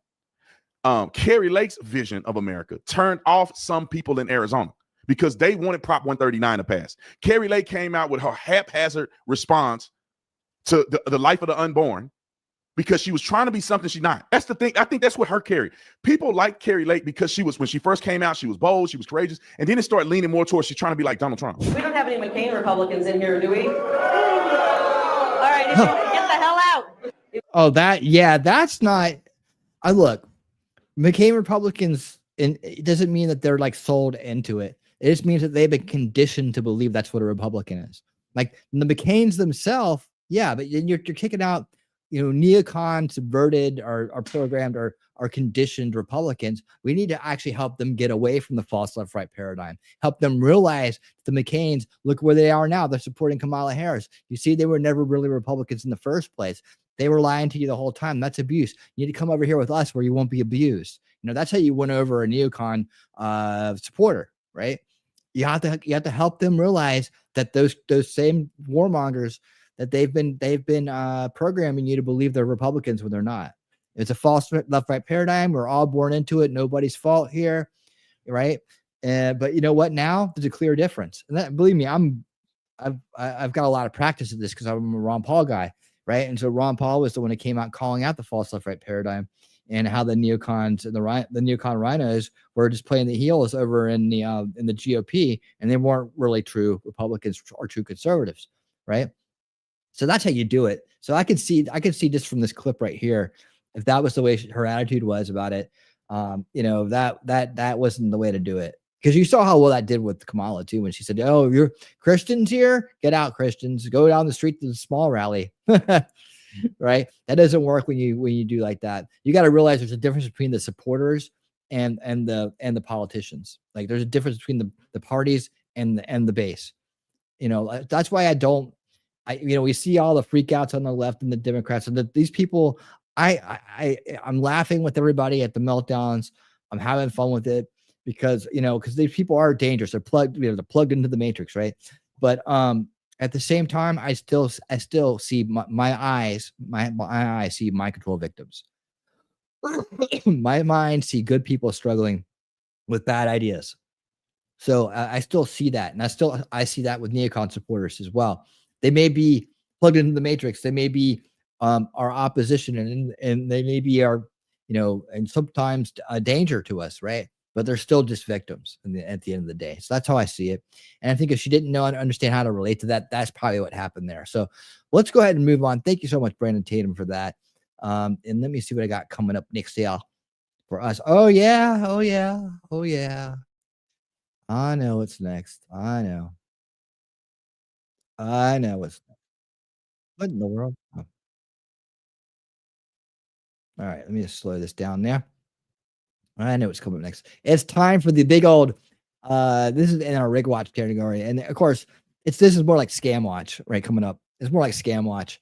Let me see anybody that quotes in that out there in the chat. I try not to think hey T-Rex. Let's see. Okay, cool. Everybody's having great conversations out there in the chat. Keep it up. Keep it up. So happy that you guys are here this evening. We're having a great time. All right, so let's go into this next piece. Kamala Harris fundraising goes towards Recount. How about that? A little suspicious, eh? A little suspicious. Let's figure out what this is all about. That's right, ladies and gentlemen. Donate to the Kamala Harris campaign now, despite the fact that they lost, because Kamala Harris is fundraising for a recount. The recount. Oh, that'll give you. This is so abusive. It's so abusive. So abusive. I see Ron Paul in a comment. I have to say something. Nick Fuentes was talking something about wishing Ron Paul was part of the potentials for cabinet today. I like Ron Paul as an advisor and like maybe as something, but yeah, I understand where Ron Paul is in his career right now. He needs to be in a position where he can just do work and advise. I think I believe me, nobody wants Ron Paul to be part of this more than me. I mean, well, okay. A lot of us are on the same page about Ron Paul being part of this. But believe me, I really, I see that name, that Ron Paul name, and it's like, it glows in my mind. It's like, I spent 2 election runs supporting him day in, day out, and day and night, doing my best to get people to understand the greatness of this man. We called him the father of one of the grandfathers, the father of liberty, like the father of the liberty rebirth. Like, he's a father of liberty. Like in my mind, when I see that name, it looks good, right? And I'm like, I want nothing more. Though I'm not 100% about everything he says. I don't, probably not always, but I still what he stands for and the Fed. He'll get there. He'll be part of this. I think Elon and Vivek both have a fondness. I know Vivek does too. Has a fondness for Ron Paul. So I think you're going to see him over there in the government, in the DOGE department. The DOGE department. You're going to see him over there doing good work over and on that side. So I think he will. Cabinet positions. We'll see. There's a lot of where Ron Paul is at in his life. He's at the tail end of his life. He's not as well spoken as he used to be. There may be some of that going on. I don't know. Maybe it's like a lack of familiarity. I don't know. It's not over yet. I know that too. But I really want him in a position where he can make an impact, and I think that he'll do that with Vivek and Elon. I think that he'll get the respect he deserves, and they will enjoy having him there. So as long as he's involved, I'm happy. I don't think he needs a title to be effective. I don't think he needs a title to be effective at all. Yeah, he's definitely not too old to advise. Not at all. And he has a lot of good things to say. And it depends on what he wants to do too. Ron Paul is he's very set in his ways. That's one thing about him. He is an immovable object when it comes to that. So as long as his ideas, and he'll tell you this himself, as long as his ideas are making waves, that's all that's all he worries about. He's like, the ideas are bulletproof. He's inspired this channel a lot in that way. And talking about my own thinking, my own thought processes, and putting together my philosophies and my the chart that I made, the veils of perception, all that stuff about ideas, the veils, the realm of ideas. Those are all like, those came off the him telling me, ideas are bulletproof, and then me thinking about what an idea is and where it comes from and how they do outlast humans. Ideas are like they live beyond us. So I think he realizes the power of an idea, and that as long as he can influence people with good ideas and to see those ideas flourish, that's him winning. That's him winning. And I think he's very happy with that as well. But advising it, I'd love to see his name on some stuff. I'd love to see him go after the Fed. I'd love to see him be right on top of that. Man, I'd love it. I'd love it. All right, let's get back to this. I don't think she's actually fundraising to recount for herself so that she wins or anything like that, but this is what they're fundraising off of. And I think they're going to trick a lot of Democrats into thinking that Kamala's not giving up and she wants a recount so that she can try and beat Trump. She can't. But they're talking about House seats and likely Pennsylvania. Of course, with so many Democrat voters that believe the election was stolen, they're probably just going to think this is a means to try and get Kamala Harris to win. Of course, you may have seen that Kamala Harris is $20 million in debt, so she needs to raise a lot of money. A portion of that money raised is going towards recounts, which I assume maybe it will. I don't know what the point is of raising. If your campaign lost, it's defunct, and you owe money, just, I guess, tough luck to the people you owe money to. But there is a question about whether or not being in debt actually means she doesn't have money. And this is particularly frustrating for me. I've not seen it confirmed. Right now, the media is reporting that Kamala Harris is $20 million in debt, as you've heard, as I mentioned. Does that mean she has no money? I'll put it this way. Heidi's just going to start putting Ron Paul in all of her comments so I don't miss any. I don't know which one you meant I missed earlier, but I went back and checked. I didn't see anything. My grandson just showed up at the door. So I guess, oh, well, hey, Dana. Well, thank you for being here. Thank you for being here. We love it when you're here. See you soon. How many of you have credit card debt? Do you also have money in the bank? Okay. So I can say you're $1,000 in debt, but you've got $5,000 in your savings. You're just not spending all of it right away on your credit card. Maybe you're making the minimum payments. That is to say, Kamala Harris may still have lots of money and lots of debt. You can have both. But right now, all of these woke leftists are losing it. In fact, one guy is calling for a J6. Okay, I don't know who this guy is or if he matters. I'm gonna pull this guy up because it's probably nothing. But Scott Pressler is like, please do not do this. He says, this leftist says something doesn't add up. Trump cheated. And then he goes on to say that they need a J6 peaceful protest. This is, this guy's joking. It's not real. Oh, absolutely not a real post. But there are a lot of people saying that Trump cheated. Here's one that I think is actually real, where they're like, it's over. Trump and Elon are done. It's got 90,000 views. No matter who you voted for, those two are going to prison. You've got this lady saying there's no way Trump won. You can't be a student who gets Fs all the time. Then one day get an A. No one's going to believe it. This stuff is still going on. Now, as Republicans are like, there's no significant fraud. We're moving on. There are questions about the election. And was there really fraud? Well, many on the right are saying, yeah, Democrats cheated, but Trump said we're going to make it too big to rig. Too big to rig. They're showing this image, which I don't know what their source is for this. But okay, guys, if you remember the documentary we watched, Let My People Go, I promoted the hell out of it all year long after the time we watched it. So you need to watch this. It's about how they rigged the 2020 election, right? And you still should go watch it for your own knowledge, right? Just tell me what it was again. Was it the link that you sent me? That video was 30 minutes. So I looked at it for a second, but I was like, I don't have 30 minutes of budgeted time to go through Dan Bongino's take on it. If that's the one you're talking about, that's the only one I thought you may be talking about. But look, this right here, hold on. Let me click on this. All right, there we go. See this right here? They were talking about these big boosts like that. This is what happened in 2020. Only the difference is it wasn't too big to rig, right? People were still reeling from COVID. They had, there's 20 million votes. You had to put in 20. They still had to put in 20 million votes. Trump still got more votes last time than this time, I think. Right? And so that's how they had to do it. But we had eyes on them. So look at this little bump here in Wisconsin, though. Right there. It's so unnatural. This is what we saw all during 2020 in every swing state. And every time we saw one of these, the red line went like that. It was underneath of it. So they would keep them close. Right here, they started pulling away, right? But what they would do is they'd stop counting. And then when they opened the polls again, they stopped the polls. They stopped letting people in the vote order. They stopped counting. And the next day, all of a sudden, you'd see one of these lines and you see that they'd flipped. This is the flip line or whatever they were called. They called it something. They had a name for it. But every time this little line. So let's see what 10 has to say. No, not the. Hold on. Which one was it?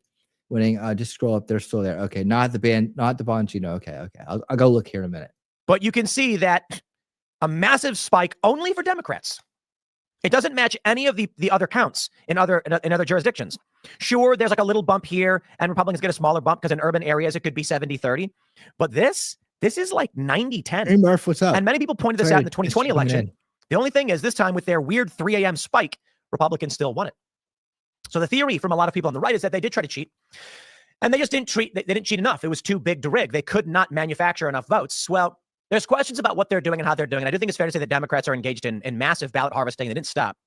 The issue is you can't make fake votes. You can only harvest from people who actually exist. Maybe some are dead, but typically they're real people who just are low propensity voters that you've gotten to ballot harvest. They then collect your votes. This time, it didn't work. But did you notice that they waited a very long time to call certain states?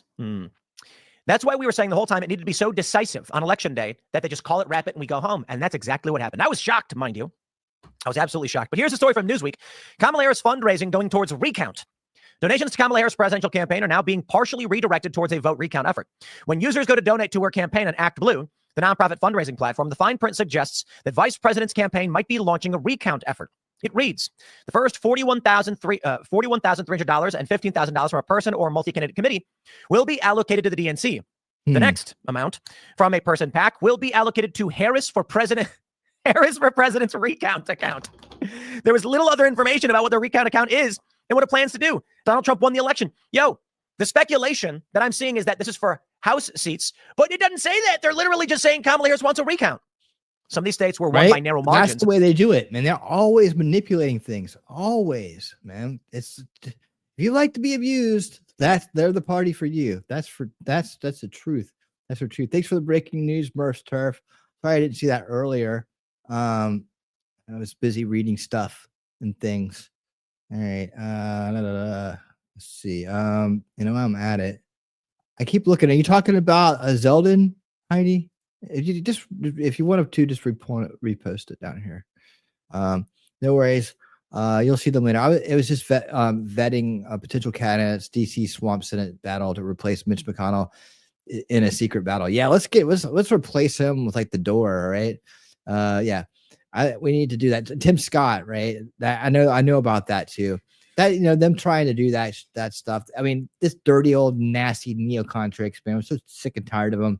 Let's just get that old mummy and put him out the pasture, and then we'll do the good work. In the closest race in Wisconsin, Trump won by around 30,000 votes. Harris conceded the election on Wednesday and said, "We must accept the results of this election." I did do that. Newsweek reached out to ActBlue and Harris campaign to comment via email outside of regular working hours.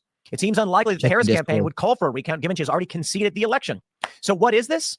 I think she is exploiting people who don't pay attention, who believe the election was stolen, like these people and like this lady. Here you go. I had this theory like a couple weeks ago. I said either Kamala's going to win and it's going to be like embarrassing amount, like landslide, which obviously didn't happen, or he's gonna win and we're gonna find out that he cheated, and like it's like, oh, look at this expert. Like if I were to tell my mom in high school that I got an A on a test, she'd like automatically be like, "No, you didn't." like when somebody normally gets an F. Cell phone. No, you didn't. I got an A, Mom. No, you didn't. Okay, it was a D. Right? But I know what I'm talking about when it comes to the election. And then they get an A, like you're like, you get a little suspicious, and I just like I would be suspicious of listening to you about anything when it comes to the election. I just feel like, yeah, I don't know, or maybe I'm in denial. Yeah, you're in denial. Well, at least she's honest at the end there. Yeah, she's like, oh, maybe I'm in denial. Oh, at least you're making a YouTube. At least you're making a video. You're telling everybody about it. There you go. Look, Mom, no brains. 10-6. Good one, dude. Oh, that's hilarious. That's hilarious. Yeah, indeed. You are in denial, lady, but at least you can admit it towards the end. Here's what happened. Yeah. Donald Trump won in 2016. Hillary Clinton was trash. In 2020, Trump massively improved, jumping 13 million more voters. But Joe Biden, the Democrats, they ballot harvested like bosses. That's really what it comes down to. Procedural stuff. Universal mail-in voting, absentee voting, people locked in their houses. Skate parks were filled with sand. At Venice Beach, they dumped sand into the skate park so nobody would skate. Skateboarders still went and tried to figure it out anyway because you're not going to stop people from wanting to go outside. There was a guy surfing by himself and they chased him down. These people were pissed and they blamed Trump and then they ballot harvested. That worked. But Trump still massively improved and he won all of the bellwether districts. This time around, Trump also won all the bellwether districts, but he actually won this time. And so, as it goes, many people believe, tracking for 2016, 20, and now, it doesn't look like Trump lost in 2020. How did he lose all the bellwethers and then lose? 2020 was an anomaly. You can believe in all the cheating, you can believe whatever you want, but I think it was largely ballot harvesting, which is legal in most places. Democrats know, just get the numbers, figure it out. Turn low propensity voters into voters. Trump did it the hard way. Let's take a look at some of the data. So we have this, I have these stories. The AFP fact check. They say it is not correct that there was fraud. Look at this. Let me show you some of these images. Maybe I can zoom in. You can see this better. This is an image that is from 5:38 that shows around 3 a.m. I believe it's 3, a little after 4 a.m. There was a massive jump in votes for Joe Biden. Trump had been winning, and then all of a sudden, a massive spike. Yep. And everybody said, what is That's this? what I'm talking about. They say an estimated 381,000 votes had not yet been counted. AFP said that was the thing I was talking about from Let My People Go. Do I still have that pinned to the top of the Rumble channel? Somebody, do we do that on here or do we do that strictly on Rumble? I can't remember anymore. Let me see. Let me go back and check. But yeah, if anybody's new here and hasn't seen Let My People Go, let me get a link for you. At least, let's see. My playlist, I believe it's under critical data, critical streams. Let's see. And I need to update my playlist over here. I usually keep on top of them. Open conspiracies, traps, critical information streams. That's it. Critical information streams. I'm getting it for you right now. Yeah, I had this one pinned for a long time. And you can start right at the 33. I believe you can start right at the 33-minute mark if you want to skip the intro. Yeah, it's right at the 33-minute mark. You want to skip the upfront information, the kickoff show stuff. Let me get the share out here.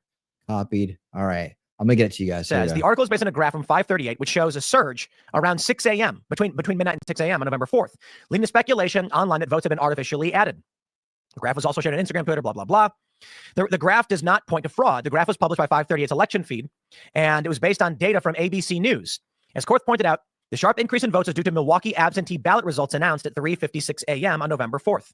There's nothing magical about these vote drops. Counties simply released a large batch of results all at once. Hey, yeah, all for the same guy, all for the same candidate. How about that? They did the same thing this time, it seems, in Wisconsin. They tried. The issue that many people have, I don't think it's absolute proof of rig. fraud. I believe it is evidence of potential fraud, but it might not be. I make this point quite a bit, so I'm going to have to explain it to all of the Media Matters people who are watching and banging on the table. Let's say that there's a guy who lives a block away from a grocery store, a bodega, a small corner store. And one day, somebody sees the guy fighting with the clerk. They're screaming. The next day, the clerk is dead. Guess what? That witness testimony of that fight is evidence. It's not proof, but it's evidence. Let's say they then find the same, they find shell casings for the same caliber of cartridge, of bullet, that was used in the murder of the bodega shopkeeper. Whoa. Well, now we got some real evidence, not proof. The point is, you might be like, hey, this guy was seen fighting. He also, at his house, we found the casings for the same caliber of bullet. That's evidence. Then it turns out the guy says, here's a photo of me, a video of me, a receipt for my travel. I was out of town that day. You got the wrong guy. Yeah, I didn't like the guy because he made my hot dog wrong, whatever it might be. This right here could be evidence, but it's not proof. The massive spike in votes in the wee hours of the morning, you don't see a comparable jump for Donald Trump. A teeny bit. The argument then is Milwaukee is 80%, 20%, or 85-15. Maybe, but you don't see that in any other ballot drops. Even right here, when you see this ballot dump come in, there is still a significant, whenever you see a jump, you see them comparable for both Democrat and Republican, because it makes no sense that there would be we're talking right here, 200,000 votes, and then Trump only got like 10,000. That's like 5%. That makes no sense. Okay. No sense. So it's weird when you look at data and you see in this graph that, yes, there was a large ballot dump from Milwaukee and almost every single one went to Joe Biden and not Donald Trump. Yep. I'm not saying it's proof of fraud. Not at all. I'm saying Democrats are certainly running elections in terrible ways. It is not confidence building. Over a long period of time, those who voted day of are voting for Trump. And then all of a sudden, the last minute, they're like, look what we got. Guess what? If the Supreme Court says you cannot accept ballots after a certain amount of time, most of these votes are gone. This is a dirty game. Democrats know they can't get people to turn out to vote, so this is how they do it. Yeah. So it's not necessarily fraud, but you can call it something else.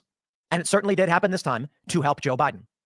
They go out, they ballot harvest. Here's the game, my friends. They did not have COVID this time. They didn't have a means by which they could shut down the country and then make it extremely difficult. Tim, 20 million votes. 20, stop. Hold on. Tim, I gotta remember to play this when I do this part. I gotta remember to do this. Where is it at? Stop. All right, stop. Just stop. Stop. I know you're clinging, you're bitter clinging to your little 2020 theory. All right, 20 million votes. 20 million votes. Dude, stop. Stop. Stop. Apply your precious Occam's razor. Apply your precious Occam's razor. 20 million votes, first time in history. You're telling me just because they got out and they got 20 million more votes and they couldn't do it again?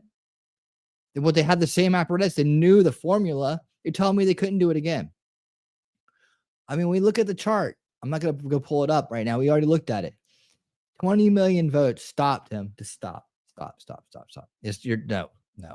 You do good work, but you're wrong about this. Just got to say, it's not that.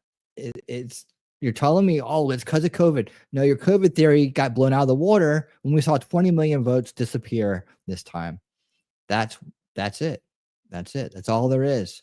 All right. So one more thing on Rig Watch. 7 minutes ago. All right. So this is what we talk about. Like now we're trying to watch how they're going to rig it after the election, right? That's a lot of things that we're looking at right now. And we're just trying to just make sure that we're, not jumping the shark on anything in terms of, did they do anything, right? I think that we're pretty clear that Kari Lake wasn't a good candidate. And I hope that we get a good one out there. So I think we're pretty clear on Kamala's fundraising for a recount is just a way for her to get money and abuse her base even more. Just a little bit more abuse before she goes out the door and gives them the cold shoulder forever. Just a little bit more. And I think we're pretty clear that they tried again to do the same bullshit and it was too big to rig. But let's talk about right now, why is the Pentagon already wargaming President Trump's presidency? Like, what are they doing? Pentagon officials are holding informal discussions about how the Department of Defense would respond if Donald Trump issues orders to deploy active duty troops domestically. He's not going to do that. What? That he might call out the National Guard with the permission of the state, the governor. I mean, that's what he did last time. And fire large swaths of aid. That's right, Sybil Prepper. They sure did. They lit a digital count vote batches multiple times. We saw it on video. We saw it on video in Fulton County when they had to fit the overflowed toilet on the other side of the arena that they had to evacuate for, right? And they had to get all the poll watchers out and all that, so they could pull the secret ballots out from underneath the table and run them through multiple times. Yeah, definitely. They totally did it. That's the only way you come up with 20 million votes like that, right? And all for the same candidate. I mean, even Trump said, yeah, during those hours, there was no votes for Trump. Anyways, back to this. Yeah, 100% right. We all know the truth. I mean, I think Tim's in a little denial about he doesn't want his theory to be wrong because he spent so many years and so many videos making it. But he's eventually going to have to admit that, yeah, you know what, maybe it was. And he'll probably do it in a very casual way and it'll be just fine. I don't know why he doesn't just go ahead and do it now, but that's fine. He still does great work. Apolitical staffers. Well, I think he could do that. I could see that happening. Trump has suggested he would be open to using active duty forces for domestic law enforcement. He's talking in case of mass riots all over the country and mass deportations. Wait a minute. Why is the Pentagon involved in mass deportations? What? Why are they discussing this? He has indicated he wants to stack the federal government with loyalists and clean out the corrupt actors in the U.S. national security establishment. I don't know about you. I'm for non-corrupt actors, to be in our government, corrupt actors to be nowhere in our government. Sounds good to me. Trump in his last term had a fraught relationship with much of his senior military leadership, including now retired General Mark Milley, who took steps to limit Trump's ability to use nuclear weapons while he was chairman of the Joint Chiefs of Staff. First of all, let me just say this. If you were worried at all about Donald Trump using nuclear weapons, you haven't heard a thing he said. Right? About the nuclear warming? He doesn't want to have to ever use those. In fact, he's going to get better weapons. He's going to have a robot army like you've never seen, right? Drone swarms like you've never seen before. We've never seen things like this before. But yet the technology's already here to do all those things. He's got a freaking robo-dog patrolling Mar-a-Lago. Elon Musk is his best friend. This is my best friend. Elon's robots are going to guard me one day. Don't worry about nuclear war. We're not going to worry about that. They're going to worry about drones and robots, man. That's what's coming. And if you're smart, you start making your investments now into these companies because they're going to blow up like you wouldn't believe. Second, you need to read Nuclear War by, what's her name, Stu? Annie Jacobson. You need to read Nuclear War by Annie Jacobson. It is terrifying. Donald Trump has read it. Donald Trump knows it inside and out. Donald Trump has said over and over and over again, why is no one talking about the use of nuclear weapons? That can never happen. There's no way to win, and it will destroy all life on the planet. He gets the use of nuclear weapons. So why is the Pentagon trying to limit his use of nuclear weapons? If he ever asks for the football, it is your constitutional duty to give it to him. Now, if you think he's impaired, that's when the 25th Amendment comes in. But no one, this is a civilian-run military. You don't have the right to subvert the president of the United States. That's not honoring the Constitution. There's no right for you to do that. None. The cabinet can, but you can't. In fact, in Annie Jacobson's book, it's a little terrifying because you realize no man can make this decision in 6 minutes. And you actually only have about 2 once you have all the information. There's nobody that could make this decision wisely and completely. Nobody. This is what Gorbachev and Reagan came to. They both actually looked at it, both talked about it and said, we can never fight this because we'll both lose. Everybody will lose. And that's where Donald Trump is.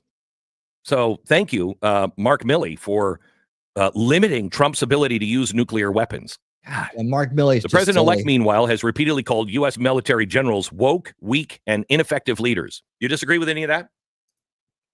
The Pentagon leadership, woke, weak, and ineffective leaders.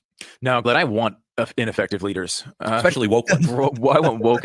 It's obvious these are things that are not always easy to figure out, right? But if you know who they are, you get them out of there immediately. It's pretty easy to figure out with the string of successes they've given us here in the last 4 years. What a waste of time and money. Okay? I'm an EMP Shield sales affiliate. Pretty cool. Very cool. Very cool. Very cool. Right. You just got to find the right people to replace them. Correct. Not always easy. And by the way, certainly the goal you should be. They're saying you can't let him do this to the military. Excuse me. What did Biden do the first few days in office? He told the military to stand down worldwide.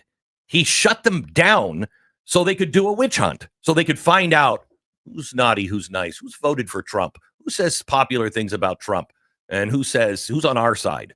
And they fired those people. Yeah, and there's some questions on some of the stuff as to how far executive power reaches. The commander-in-chief of the military indicates he has the right to do these types of things. Yes, pretty clearly. Exactly.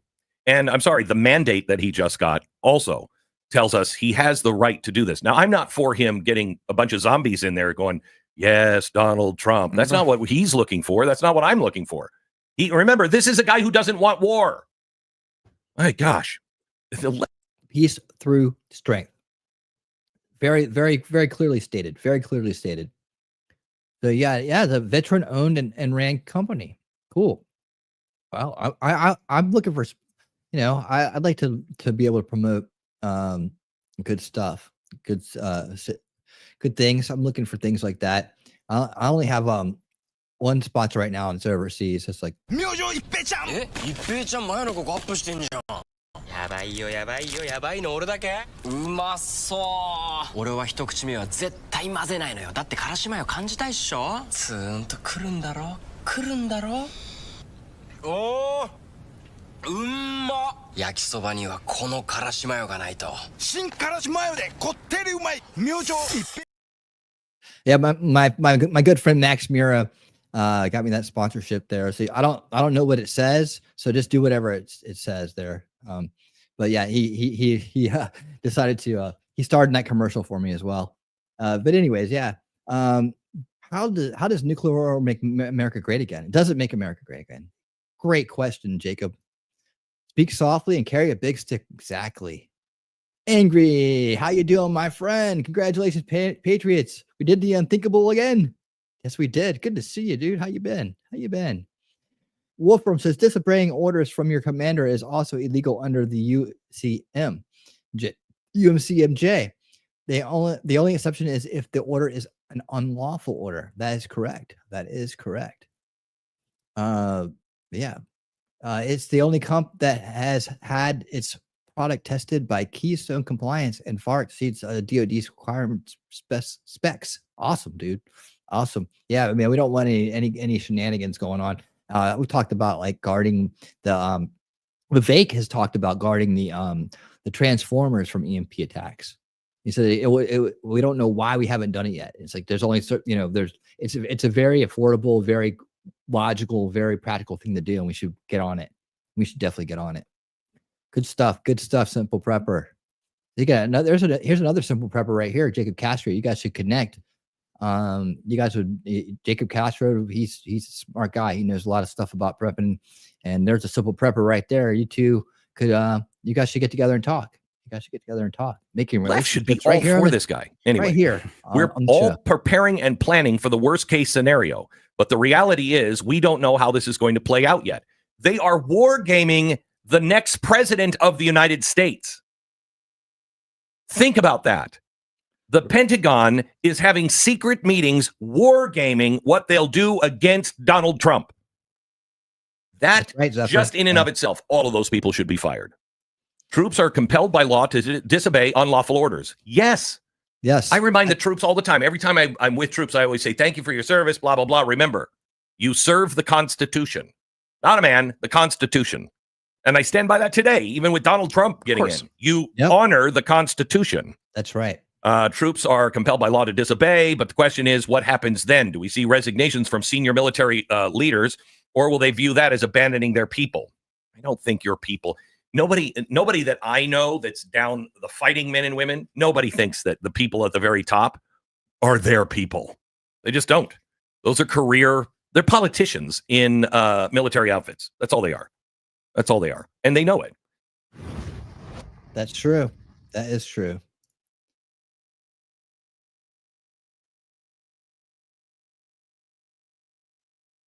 All right. I think that's all we're going to cover on Rig Watch tonight. Just kind of keep an eye on things. I did want to bring this up right here, breaking from Vivek Ramaswamy. Let me blow this up. Very, very short statement, but always worth bringing Vivek on when we can. Vivek, and yes, this means I'm withdrawing myself from consideration for the pending state appointment in Ohio. Whoever Governor DeWine appoints to JD's seat has some big shoes to fill. I will help them however I can. Vivek officially is in. Vivek is in. All right. Loving it. Man, that's going to be a great team, dude. That's going to be another one to watch. Like they're going to come in like blazing a trail, man. Like you wouldn't believe. All right. I'm doing it again. I'm saying like you wouldn't believe again too much. Okay, so here's something else that we need to go on. We're going into this should be in the promises watch. Okay, so we do have a little bit more Rig Watch to go here. I think this is out of place here. Okay, so no, maybe not. Did I get rid of a playlist? Let me see. Oh, I'll figure it out in a second. But that is okay. Yeah, we're going into Promises Watch. There we go. Okay, cool. And let me pull this up right here. Promises Watch is coming up. Oh yeah. One more thing on Rig Watch. Just one more thing. One more thing here. Let's pull this up right here. Chuck Castillo. Calesto. Cayesto. Bombshell report. Police report filed as evidence emerges that Nevada officials deleted 26,902 ballots from their own reported mail-in ballot totals. Developing the deletion was done overnight between Thursday and Friday. GOP candidate Sam Brown was at the time leading his U.S. Senate race and eventually lost. Yes, that is one to watch right there. I remember we thought Sam Brown had won. Like we were like, yeah. And I was kind of surprised when he didn't. I was like, what in the world? And Nevada was another one that's like slow counting state. Castillo. All right. Yeah, that's another one we need to watch. We need to keep an eye on this because I think there was definitely some shenanigans, and I think this was proving it right here. So we'll keep an eye on this. I hope this turns around because I think Sam Brown won that, and I thought it was really strange how the old flipperoo happened so quickly. You know, we know their game now. We know their game. They're not going to get away with this bullshit. And we got people on there keeping an eye on it. So thank you so much for that, Chuck.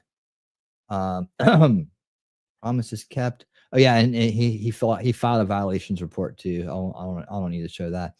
Okay.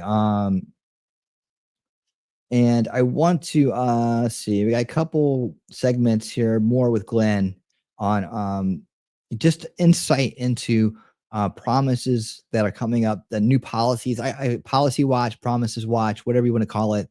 It's probably the same thing. But I think what I'll do is I'll jump ahead to Cope Watch real quick because I want to do that. These are quick, and then we'll kind of round it out with the longer segments here coming up. And then we'll get to my X. What's on X with winning? What's winning X going on today? I've got some good stuff out there too. Let me start with this quick salty report. And you know, when it's salty, it's salty. When it's salty, it's salty. But I saw this and I wanted to bring it to our attention because there's some craziness going on right now, and I just want people to be safe. And we're going to keep on top. The more light we shine on bad behavior, hopefully the less it happens, right? So let's take a look at this real quick. Liberal women are promoting poisoning men on TikTok. Is this real? Your joy from you. I call myself a joyful warrior. Right? How joyful are you today? Never let anyone take your joy from you. Her joy is in the bottle of a big box of wine. It's at the bottom of a big box of wine. That's her joy. You do what you gotta do. The joy is gone. If it was ever there to begin with, Abe, some would say no, it wasn't, because these are the most angry, mentally ill goofballs this planet. Is bad. This is actually bad. Like I'm a little worried about this. I hope I hope people have more sense than this. But there are some people that are very deranged, and it's the establishment mind control that's working on them. Now this is the reaction to it. When you program somebody with fear and you feed them a false narrative, and then all of a sudden that comes true, their worst fears are realized. That is, Trump gets elected and Project 2025 and all this other stuff that ain't real, right? That's gonna come get you. You're not gonna have rights tomorrow. All this other shit, right?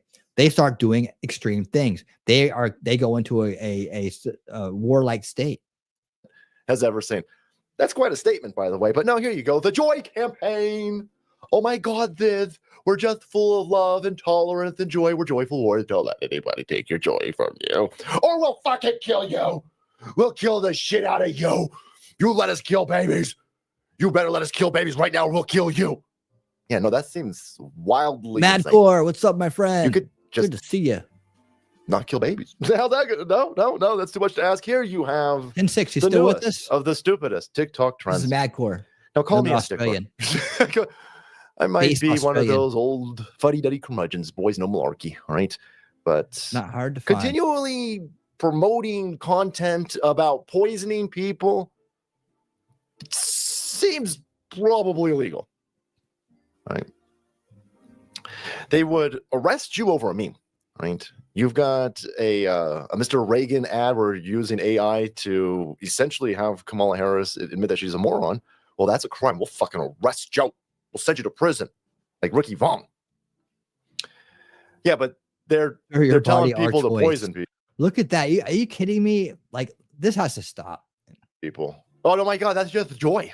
That's how joyful warriors Yes, sir. make Yes, tea sir. and crumpets. No, that's murder. It's murder, she wrote. So here you've got American as fuck. Second here, Mac. I assume that's what that means. It could just be American. America first. But we're going to go with American as fuck. This is terrifying. I'm not really that terrified because I'm not married to an ugly chick. That's going to take me right off the couch and land me right into bed, boys. All right, yeah. But these are all ugly chicks. This is these mentally ill, fat liberal. Listen, come on, boys. Yeah, call a spade a spade. Yeah. Like I said, it's Look at salty. this chick over here, born without a lower jaw. Weird. Vaccine injured? Probably. Holy fuck. Mr. Birds? Is this the episode of Mr. Birds where they thought he was an alien? What the fuck is wrong with these people? Oh, that's right. They're liberals. They're insane. Fucking hell, guys. Let me kill my baby. No, I want it. No. Let's I'll just wear a condom. That's fine. Yeah. Birth control, condom. All right. Yeah, there's so much weirdness rhythm going on out there. I saw one out there that said this woman like is like on the operating table getting ready to have her tubes tied because she doesn't want Trump to take away her choices. Like, okay, Scott, what's up? How you doing, Scott? Welcome to the show. Good to see you. Good to see you. It's Mitch McConnell in drag. It is. Oh my goodness. No, impregnate me so I can fucking kill it. What? Yeah. Or I'll kill you. This is madness. It's not even Sparta, just regular old madness, boys. So there was here. This is the new patron saint of leftism, joyful warrior, Aquafina. And she killed a bunch of people. This is Gia Tofana. She's responsible for the deaths of 600 abusive husbands in a 17th century. Hold on. How many? She had 600 husbands? Italy. Well, that's the most racist Italy. That's the slavery Italy. But listen, That's if where the slavery poisoning came with a from. side of sparkles. The Italians. Actually, I don't know what the fuck you got. Listen, you guys had plenty of slavery in Italy. You guys were enslaving Christians and feeding them to fucking lions. But yeah, this is probably not even real, by the way. You fucking morons on the left-hand side. Right. And now they're all pretending to be 17th century Italian scholars of lesbian history. Look what Aqua Tofana is doing over here. We should kill people. Okay. Or leave them. Yeah. You're all again, she crafted from belladonna flowers and other toxins, ghee, which she would then sell by word of mouth to women in need. Her poison was called Aqua Tofana and would have come in this bottle disguised as cosmetics. The doctors were unable to determine the cause. She was a space scientist of woman empowerment. Fucking cat lady. Right there, right behind the watermark. I'm meme zero. Do you understand how the internet works? Move your fucking thing to the other side. Cat lady certified, Abe. Cat ladies, crazy cat bitches. Insane. There you go. Look, let's kill people. I'm going to kill. This is a real thing. Look at this. Wait, hold on. Wait. I just go too fast to this. Maybe he's just worried about. Maybe he knows something I don't. There you go. Look. Or I'm just going too fast. Insane. The eyes. There you go. Look. Okay. Let's kill people. Oh, there's the ring. On an unrelated note, are you ladies interested in investing in poison rings? That's not good. I'm going to kill. The fucking nose ring. I'm going to kill. Oh, I'll kill you. Oh, I'll kill you. Look at me. Oh, look at this. Don't fucking. Oh my God. Oh, are you kidding me? Is this really happening? Are you kidding me? This is all a gigantic problem of your imagination. Is this really happening? You ugly bitches. You rank ugly bitches. You would think with all this time on your hand, you could unfuck your face or get that stench out of your vagina.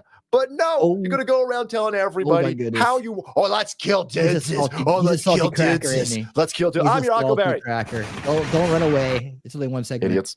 But there you go. That's a salty cracker right there. That's a salty cracker. All right. Wow. Yeah. I hope that's not real. I really hope that's not real. T-Rex, I hope you're watching because it's Crush Watch. Crush Watch is up next. No. It's actually just T-Rex's crush. You have one. You have a poison ring. That's what you have a poison ring. Well, you've never used it, so that's just something. All right, crush watch. Let's see. Megyn Kelly's going to tell these women what to chill out. I can totally relate. I was open-minded. I was never a feminist, but I certainly was listening on where women were in America. And then your absolute insanity radicalized me the other way, to stand up against you, to fight you with everything I have, because you're destructive and you're deeply, deeply wrong.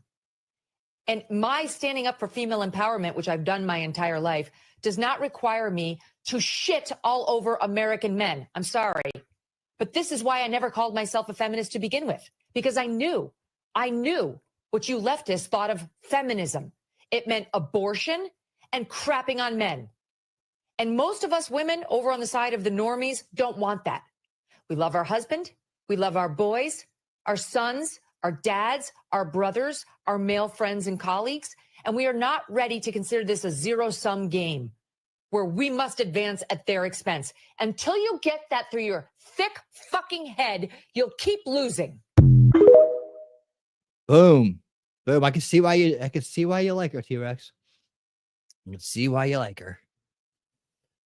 She is direct and to the point. Yeah, I hope everybody came back after this. Okay, next time I'll just go look up whatever he's talking about. All right, he is salty cracker. Some people like him. Some people like him. I try to appeal to a wide audience, but you know, I get it. I get it.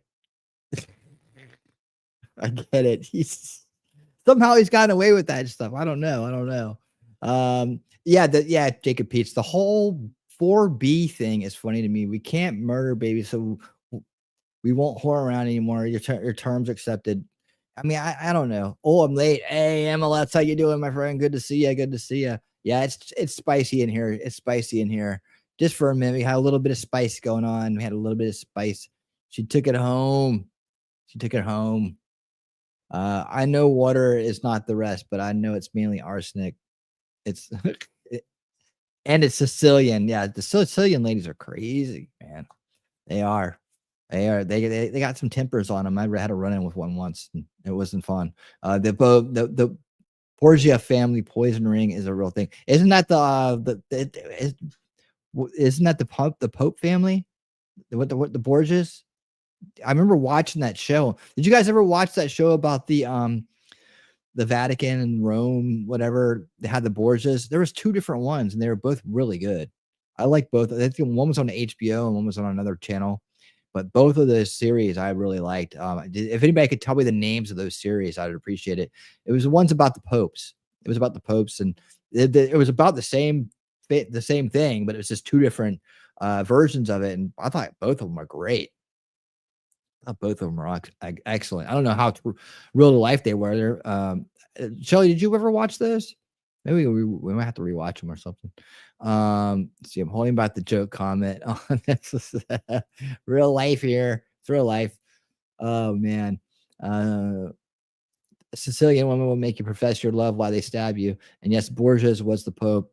That was super corrupt. Okay, yeah. They did some. I can't remember the whole show, but I just remember it was actually a lot of fun to watch. I mean, they were some the way they manipulated the vote to get the seat, the Pope seat. That was interesting.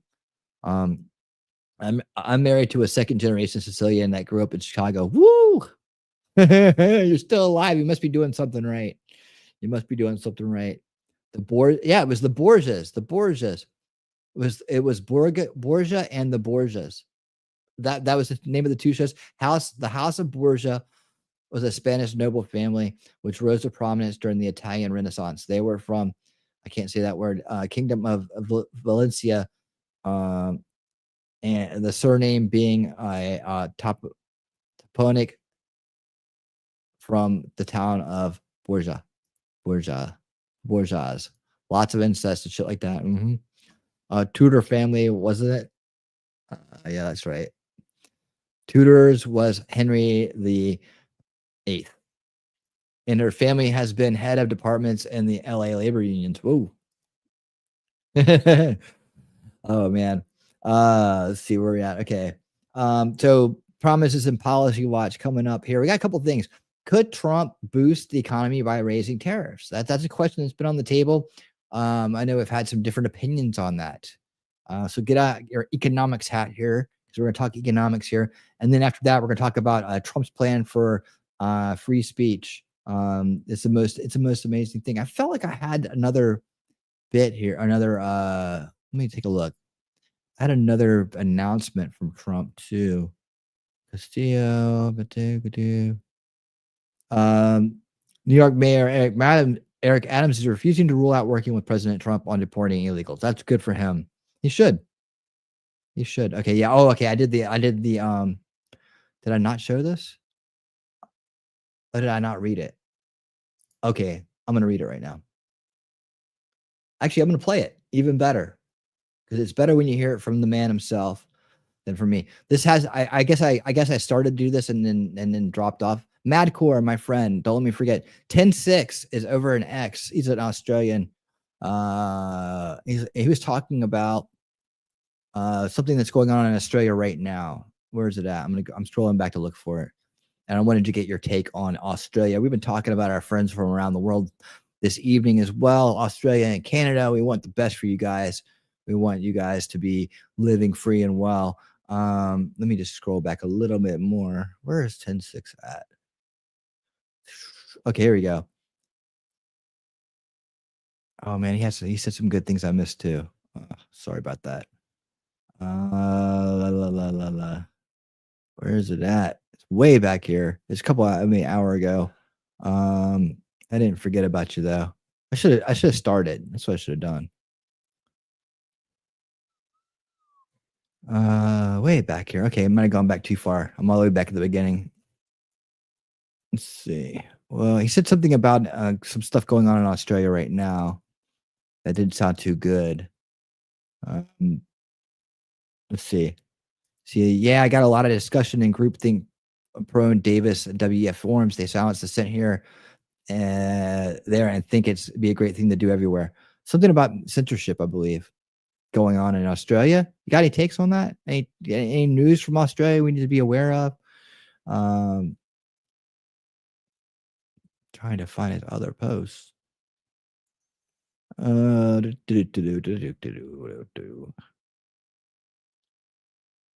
be going all crazy on me. All right. Well, that's what I got there. Let's see if he added to it down below it. I know it was important because I was like, I started talking about Madcore, Madcore, when he brought it up. Oh yeah, the UN election results is a bit of a wake up call for the rest of the world, in which they told lies about our media, sourced fake news agencies. Nope, that's not it. Still important stuff. And it might have scrolled off, man. It might have scrolled off. Yeah, it might have scrolled off. But if 10-6, if you're still here and you can remember what you posted about censorship, I'd love to hear it. Love to hear it again. All right. Okay. Bring that down. Yeah. All right. So here we go.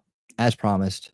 Promise is made, promise is kept. Here comes our great president, our great leader, to tell us about how he's going to get us the hell out of the World Health Organization or something like that. Let's see what he has to say. The World Health Organization has become nothing more than a corrupt globalist scam paid for by the United States, but owned and controlled by China. When the China virus reached our shores 3 years ago, the World Health Organization disgracefully covered the tracks of the Chinese Communist Party every single step of the way. For this reason, it was my great honor to terminate America's relationship with the World Health Organization. The United States was paying the World Health Organization almost $500 million a year. When I dropped out, I took it out of there. And for 330 million people, even though China was paying only $40 million for 1.4 billion people. So we had 330, they have 1.4, and we're paying more than 10 times the amount. That's typical for the United States because they don't know what the hell they're doing. Unfortunately, crooked Joe Biden foolishly re-entered the World Health Organization at the full price, like a good globalist puppet, and without any negotiations or reforms. And now Biden is pushing to bypass the United States Senate to enter a pandemic treaty that would surrender American sovereignty to the World Health Organization. Yeah, we covered that. That was a little while back. These are a little bit older, but luckily they didn't fly all the way through. They tabled that part. So we have to come, they're going to come back around. They said it needs more discussion because everybody's pushing back on it, right? Yeah. That's why they tabled it. So that's what came out of that. And again, controlled by China. The draft treaty would require the United States to send vast quantities of medical supplies to other countries in the event of another pandemic, and it would push aggressive censorship of free speech on issues of public health, just like they censored the truth about the Wuhan lab, which I said that's where it came from, remember. Under the next Trump administration, that treaty will be immediately terminated. I would not allow public health to be used as a pretext to advance the march of global government. That's what they're doing, globalists. That's that, man. I mean, just a reminder, if you haven't heard this before, you haven't seen this one before, it's great to hear it again. We need this kind of reinsurance to make sure that the UN and the WEF aren't going to get their plans through. I want to hear more talk about Agenda 2030 killing ideas and positions and legislation that blocks it completely and reverses any damage that it's done. The United States will withdraw from the corrupt World Health Organization, which, in light of its utter failure on COVID, they had a tremendous disaster on COVID, deserves to be completely abolished and replaced. Then I will work to forge a new coalition of nations that are strongly committed to protecting health while also upholding sovereignty and freedom. I want to thank you very much, but I also want to say this. I could have renegotiated the deal. I could have gone into the World Health Organization for $25 million. Biden didn't take that deal. He's paying almost $500 million. They were so anxious to get the United States back after I terminated the agreement. They were so anxious to get it back that they offered me a deal, $25 to $30 million. And I said, no, I'll wait. Could have gotten it for less, but I didn't want less at that point. We were paying almost $500 million. Could have done it for 25 to 30. Biden took the almost the $500 million deal. He knew he could have gotten back in for less. So why did he pay so much? But that's just one of many things that are money laundering wrong with our country. Thank you very much. Thank you very much, Mr. President. Thank you very much. And believe me, he'll be coming right back at that again. He's going to be like, nope. Paris climate accords gone. Goodbye. Everything that he got out of crooked Joe Biden got us back into at full price. Everything he did right, the Biden-Harris campaign undid. And that just sucks. That just sucks. Oh man. Not good. All right, let's get on to this thing here. I don't know whether we'll watch. Yeah, well, I don't know that we'll watch these all the way through. We're gonna watch a good portion of them. I'll comment on them. I just want to get the gist of what he's talking about. These are kind of a little bit longer, but I do enjoy his takes. Glenn Beck has earned back my respect. As you know, in the Ron Paul days, he wasn't the nicest guy to us. Actually, he wasn't very good at all of us. And so I've always viewed him as kind of like, one of them. But he's proven himself, especially on the globalist agenda 2030, fighting against the monster at the gate, supporting Trump. He's come full circle. And you know what? That's what it's all about. Strong, passionate people coming around to understand how to and always evolving and improving themselves and their ideas, always challenging where they're standing to make sure that they're living in truth. I think this is what this guy does. I'm interested in this book. I'm gonna review this book and see if it's right for Unrig the Game. That's the show I do every Monday night at 8 p.m. Well, 7 p.m. Eastern, where we read important books that help us realize how the game is being rigged so that we can unrig it. We started that series off by reading Control Oligarchs by Seamus Bruner, an awesome book. We've read The Great Awakening by Alex Jones. We've read Woke Inc. by Vivek Ramaswamy. And now we're on to Big Intel by J. Michael Waller, probably one of my most favorite books, talks about how the deep state went from Cold War heroes to villains over the course of time because of the creeping mind virus known as cultural Marxism and how we have to fight that. We haven't got to the solution chapters yet, but we just started into the Obama years. And dude, this book is amazing. I love it. If you haven't read it, Big Intel by J. Michael Waller, phenomenal book. I got a playlist over on Rumble that you can catch up on the chapters with us and come join us on Monday nights to read with us. Would love to have you. We got a great crowd there that loves the book too, and they're enjoying it. They add a lot to the conversation over in the Rumble chat. We start here with a kickoff show, and then we move over to Rumble and X exclusively, or we stay there. We move off of YouTube to be exclusive on Rumble and X, and where we can watch it without being copyrighted or censored or anything like that. So it's a great book. Ronnie, what's up? How you doing? He's even stronger now. He's wasting no time. Exactly. I know. Exciting times we're living in. Good to meet you, and I'm happy that you're here. All right, let's check this out. Anyways, yes, that's Unrig the Game every Monday night. So it's unrigging the game. That's what we do here. We're trying to unrig. We have to understand how it's been rigged. And like I said, I got all those books that we've read. They all have their playlists over on Rumble. Let's say throw out the Rumble link for people, and check them out. All right, here we go. Now we got a guy. I think his last name says everything. Peter Senonge, which I believe is French. Sexy tax tariff talk. From the Heritage Foundation, a visiting fellow, we have Peter Senonge. How are you, Peter? I am great. I appreciate that introduction. Yeah. Yes, it is that sexy. Yeah, I know. Everybody says it. So without getting it too steamy in here. Real quick, we have to do this.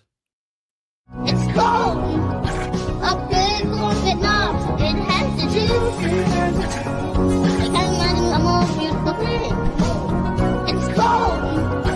I can tell you all about it. I mean, look at this thing. Gonna try to get out of anything. Wolfram, thank you so much for gifting the 5 memberships, man. I really do appreciate that. Thank you for supporting the channel, and welcome to Scott Hotvet. Yeah, did I say it right? Welcome, Scott. Welcome, Deborah Haas. Yes. Paul Hamilton, Lee Branch, and Michael. just Michael.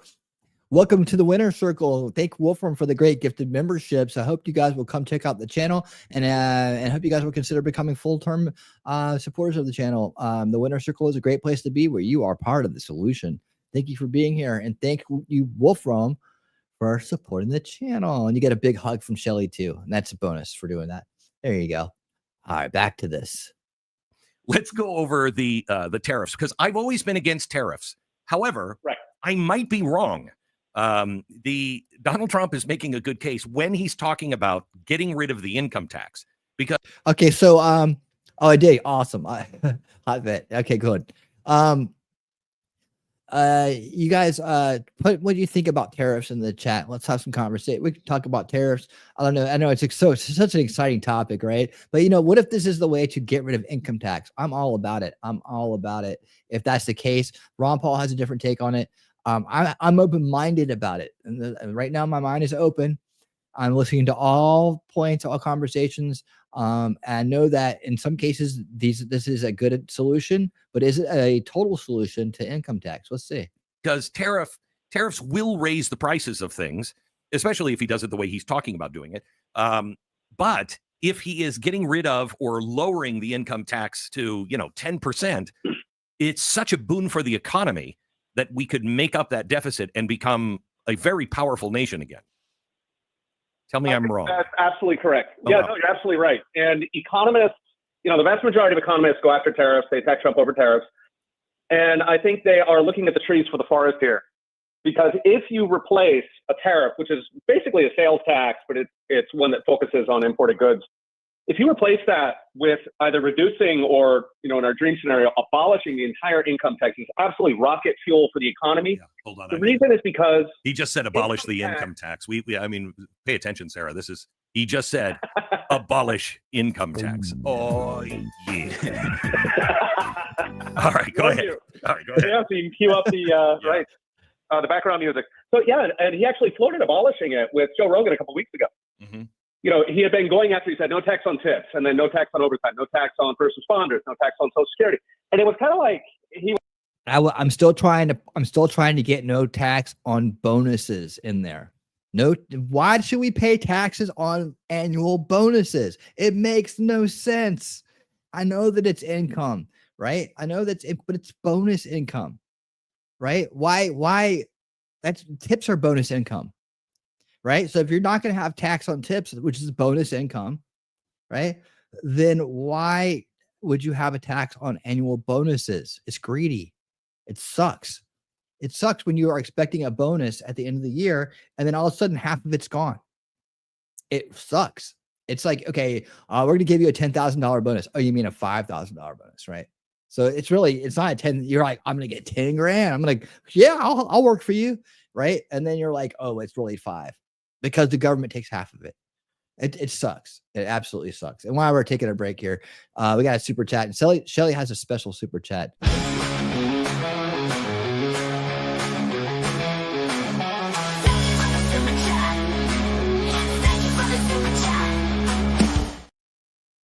All right, you're welcome. You're welcome. You're welcome. Thank you. Thank you. Thank you. Thank you. Thank you. Thank you for the super chat. $5 super chat. You got what you wanted. There you go. All right. Hopefully everybody's happy with that. Here we go. Yeah, no annual bonuses, right? Is that what the thumbs up are for? Let's go. Too many are putting words in Trump's mouth about abolishing tax altogether. Yeah. We may even be able to enter a deflation period to lower costs in general without affecting wages in a single way. Wouldn't that be great? That would be great. I mean, I'm thinking back about like how much things used to cost, right? And how it seemed like so much, and now it seems like nothing. You know, but it's because the inflation's so high. It's like, you know, a '69 Camaro for $5,000. I remember that, like when I was getting a car, like there was one that I wanted. It was like, I don't know, between $3,500 and $5,000. And I was like, you know, I really wanted it. My dad wouldn't get it for me though. It was red with white flames. It's freaking awesome. I know way I'm putting you behind the wheel. I know you too good. I'm gonna put you behind the wheel of a muscle car with red with white flames on it. And looking back, he was damn right. He was really flirting with just breaking up with the income tax altogether. And when he was on there with Rogan, that's exactly what he did. He said, you know, maybe we should go back to the 1800s when, you know, that was before we had an income tax. It was also before we had a Fed. And back then, the federal government had to live off tariffs. And that was the greatest period, not only of economic growth, but of cultural achievement. It is astounding everything Elon Musk does was invented in the 1880s. Mm-hmm. Computers, magnetism, rockets, Hyperloop. Every single thing came out of there. It was really the golden age of humanity. And the key there was that we did not have an income tax. We did not have a regulatory state. We did not have a Fed. So if Trump can take us back there and all we have to do is like an 8% sales tax on Chinese stocks, that is the deal of the century. Okay, so let's go over who pays the tariffs, American companies or the foreign country? Interestingly, during Trump's first term, he put tariffs on China, and China actually paid about 80% of those. So it would issue subsidies to Chinese exporters so they could maintain market share and keep their prices low. So the Chinese government paid the tariffs. If he does it again, he's talking about hitting China with something like 60% tariffs, and then between a 10 and 20% tariff for everybody else. Now, given Trump's style, he is not going to come in and do that across the board. He's going to come in and use that as a club. Right. So the Europeans specifically, they act like a fortress. They are brutal to outsiders. If you want to export to Europe, they put you over a barrel. You remember a couple of years ago with Brexit, the first thing the European Union did was sat them down and said, nice economy you got here. It'd be a shame if something happened to it. We're going to need a payment from you every single year. It is literally the mafia. They do that to Norway, Switzerland. All these countries have to fork over billions of dollars to get access to the European market. Now, imagine if we did that. Imagine if we call up Mexico or Canada. We say, hey, listen, we got this beautiful economy. You guys are selling into it. Here, why don't you write me a check for $50 billion to keep access? That's exactly what the Europeans do. So the first thing Trump's probably going to do, given what he did last time, is he'll call up Europe and he will do the exact same thing. He'll say, you know, I got a 20% tariff burning a hole in my pocket. I need you to do something for some things for me. But anyway, even if he does end up applying those to all foreigners, The Europeans are not going to cover the exporters because they're in a deep fiscal hole. They don't have the money. They're already bankrupt. They're not going to do what China did. But a lot of those tariffs, especially the ones for China, are probably going to keep getting paid by China because exports to America are what they live on. If they lose that, game's over. And we should not be empowering them, quite honestly. Now, here's why I have possibly turned around. I'm willing to listen to tariff talk because in my cute little head, I keep thinking that all of when you have an extra $20,000 or $30,000 that you're pulling in every year, whatever it is you were paying in income tax and everything goes down that's made here in America. If you're not paying that income tax, you have a lot of extra buying power, which means most Americans will spend that and we'll grow our economy, which will put, more taxes. Well, we don't have tax, so that wouldn't work. How does it work when you don't have taxes? Go ahead. Yeah, so just kind of running through the numbers. So the first thing that happens if you get rid of the income tax altogether, so I estimate you get about a 20% jump in incomes in the U.S. So that would be something like $15,000 for a typical family. So that's what you get off the bat. The typical family currently in America pays about $18,000 in income tax. So you save that. And then you knock off about $3,000 for the tariffs. There's a variety of estimates on that, but that seems to be the cluster. So you get a $15,000 raise because the economy is growing faster.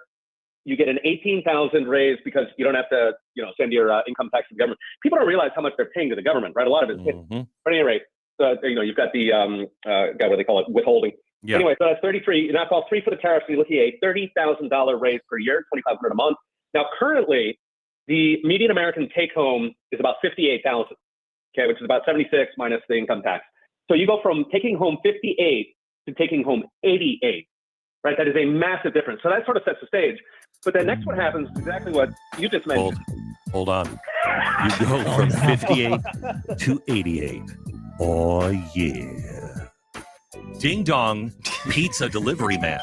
Anyway. Why is that the part you like so much in his movies? It's interesting what he's excited about. Okay. Hey, Snafu, what's up? All right, go ahead. Sales tax is how you pay for All right, things. so without I love it. Yeah. And it's true. I mean, if you're making 88, you can go to Vegas and things happen in Vegas. Yeah, right. Right. I believe a lot of states do that already. That's correct.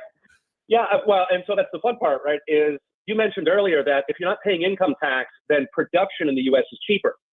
So instead of the Chinese stocks coming in, they used to come in for whatever, $6, now they're coming in at $9. Fine, but China's paying for that, so they're probably still coming in at $6. But meanwhile, American factories can make socks for less because they are not paying the income tax. There's a very good chance that we're going to steal a lot of that manufacturing, even if the Chinese government pays for the tariffs. So you've got and that means also because the economy, we're building factories, we're doing things ourselves because we can. Everybody's pay goes up because we need more workers, right? Exactly. And then if you do mass deportations, then those jobs will actually go to America. So you've got two possibilities, right? One of them is that China covers the tariffs, in which case it's a free lunch for us. China's sending us about 500 billion. Well, their share would be, let's say, 300 billion. So that would be fantastic. Thank you very much. Or China does not cover the tariffs, in which case Chinese goods are priced out of the market. American goods pay no income tax, so they're cheaper. By the way, every headquarter on earth would try to move to the United States. If you're paying no income taxes in the single biggest economy on earth, everybody is going to be moving here, including the Chinese companies. So, right, the worst case scenario, the Chinese don't cover it, and then they get out-competed, and all those jobs come back to America. And if it's only Americans living here, then Americans are going to be swimming in jobs. I mean, this is big. How much? Oh, yeah. I mean, he has only kind of floated this on the Rogan show. How real do you think this is? Because I know he loves tariffs. He loves tariffs and he hates the income tax. So it's beautiful. It's like the perfect mutant president that we can Peter, isn't the complication here, though, that he can essentially do what he wants with tariffs, but he can't do what he wants with the income tax, and that becomes the heavy lift here. So we need to end the Fed. Right. So he would need Congress to play ball on the income tax, and Congress is very tight, as we're all discussing at the moment. There's a ton of rhinos over there. So that's going to need, the pressure and the passion that people showed during the campaign. Yeah, but where millions of Americans showed, we're going to have to put that on the rhinos. Yeah, I think that if he did, a tour even, and it was just all about income tax, you just have to say to people, you go from 58 to 88 in take-home pay. I think a lot of people will be like, you know what? No, I love that. I agree, but you're not going to get, obviously. So in theory, you could put it into a reconciliation bill, right? You could put at least a massive reduction. Yeah. You couldn't, not a constitutional amendment, unfortunately. That's what I would prefer, repealing the 16th. Yeah, but, me too. You could capture Americans' imagination with this. Yeah, I think that would be pretty great. I do think you'd have issues with some of these, as you point out, rhino type Republicans who would complain about all sorts of things, including deficit stuff, right? Like they would say, "Oh, we're going to lose all this income." All right, so let me take a break and then let's talk about the deficit, Peter. All right. All right. Peter saying, "Oh, he is." I'm not going to hold it against him for being tariff French. I mean, talks. somewhere in his past, somebody had sex with a French. I mean, we can direct let's move past that. He's with the Heritage Foundation. He's visiting fellow. This is definitely the weirdest interview he's ever done. He's regretting every minute of He's this. like, "This is the end of my career and my credibility." All right, so what do you guys think? I guess they come back and they talk about the deficit a little bit here. My mind's open about this. I don't know about you guys, but I can see the benefits. I can see what some people are worried about. I'm like, you know what? It can't hurt to try it. I mean, look where we're at right now. I mean, I know that this whole thing, we're gonna make the billionaires pay their fair share, that all that stuff. But the truth of the matter is, when you get past the propaganda from the left and all their fair share stuff, the rich are paying they're paying the most in taxes, right? So what does that mean? What if we just don't need to do that and then nobody has to pay a fair share because everybody's on the same level? Isn't that equity? Isn't that what they want, right? Is it's equality at least? No, if none of us pay income tax, that's pretty equal, right? That's an equal outcome, so that's equitable too. Well, we'll pay more. The prices will go up. But what if the value of money goes up too at the same time? So then that would probably, everything will probably stay the same. Only you have more money to spend. I don't know. I'm not a financial genius, and this is not financial advice. This is not aviation advice either. I don't know how to fly a plane either. So definitely don't listen to me about any of this stuff. But when it comes to just trying to figure out what to do right and what works better, we can figure that out because I'm definitely an analyst. See, the tax code is like AIM. It is in the Fed. I'm an old school Ron Paul guy. It's in the Fed. The Fed is a private cartel of banks. I mean, they control. They rig the game. They charge interest on our currency. They set interest rates. This is all bad stuff. And then you got these big spending, leftists. The corrupt establishment loves to spend your money. And then, what's left over for us? A bunch of taxes. Pay for it. I don't like it at all. Cut the spending, right? And what's if we got to pay some taxes, make it as little as possible. It's a war tax. They're not constitutionally enabled to do it. But they passed that Jekyll Island deal, that amendment that made it look like we have to do it. Value of money should go back to being backed by gold and silver. If we could do it in a reasonable way or something that of value, that'd be great too. It's not fiat currency anymore. Don't get me wrong, my income tax is quite unsubstantial compared to what I pay to Social Security insurance, welfare, and private health insurance. But even a few extra thousand is still a raise. Yeah, it is. Plus, you don't have that the force of the IRS hanging over your head. That whole thing's again, just they say, okay, no more, forget about it. If you owe back taxes, forget about it. Right. I mean, yeah, it should be backed by something. Do we still have any gold left? People say that the mint is empty. They say it's empty. I don't know how you do that, but I'm sure that people much smarter than me that understand how it all works could figure it out, right? Yeah, I think a lot of people are in favor of value-backed currency. So commodity-backed currency, something that's real and tangible, not just paper and not just little digital marks on a machine. What about cryptocurrency though? What about cryptocurrency? How does that fit into everything? Does that go away? Does that stay? Does it stick around? Is it a different? Ron Paul always said we should have different types of currency. He always said we should have a variety of currencies to choose from. That's why he likes crypto. You think that he wouldn't like crypto, but he does.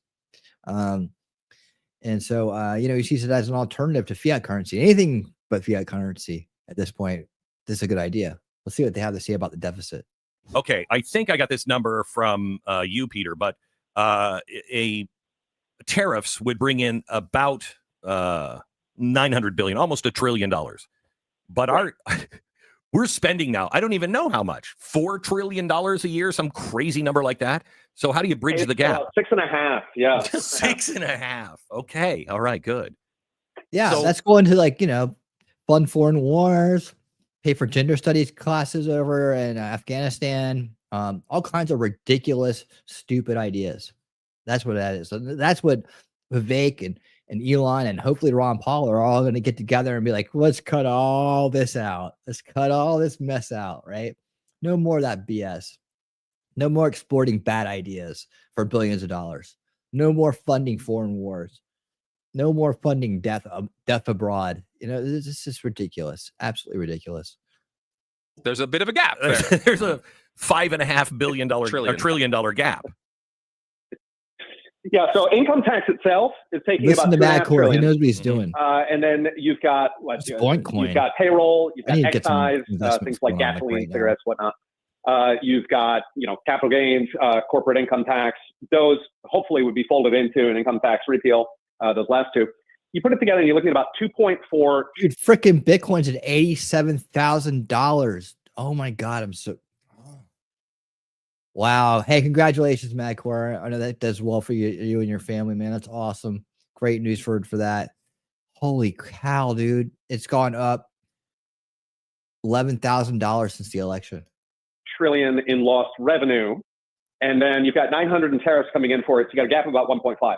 Now, if the economy grows 20%, then you're going to get about 500 billion more from payroll tax and from excise. So you're looking at a net loss of 1 trillion. Now, I personally would prefer to get rid of the payroll tax as well. Yeah, the payroll tax is Do it. yeah, It's it's not as pernicious. bad as the income tax, right? Because the income tax is on top of it. It also varies with how much you produce. The payroll tax is a flat tax. So, in a perfect world, we're not taxing work at all. We're taxing bad things, not good things. But in the grand scheme, in terms of incentives, get rid of the income tax first, and then we can have the next conversation, which would be getting rid of the payroll tax. So if we just get rid of the income tax, we're talking about 2.4 net of the tariffs, net of the economic growth, you're talking 1 trillion. So you'd be cutting 1 trillion out of a budget of about 6.5.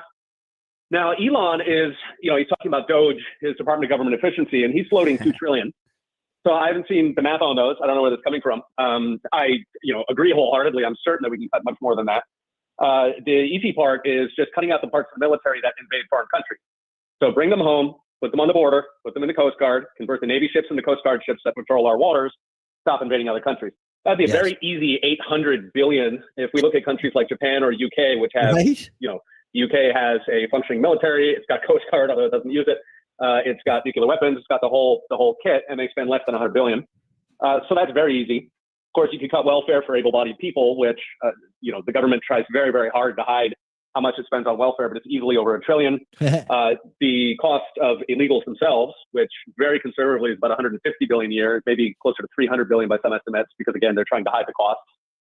Pharmaceutical, right? That's going to be coming into focus with RFK here, but there's a ton of waste and corruption in pharmaceutical payments. Those are something like 20% of our economy. So you can go through those, but really, if you sort of zoom out, you're very familiar with the 10th Amendment. There are precisely 4 agencies that are authorized, right? State justice, defense, treasury, with post offices. And so, strictly speaking, if we had a Supreme Court that actually read the common sense language in the 10th Amendment, almost the entire thing is gone. You would slash everything. Personally, I would keep Social Security and Medicare because they've already been paid for. That's a complicated issue. I think you've got to make sure that people are protected because they already got ripped off on the way in. But aside from that, almost everything they do, these from DEI to just to the Federal Reserve, all of that is unconstitutional. You slash that down, and you're probably more than 3 trillion down. So, do you think we have a shot at doing that? Is he putting the team in around him to do something like this?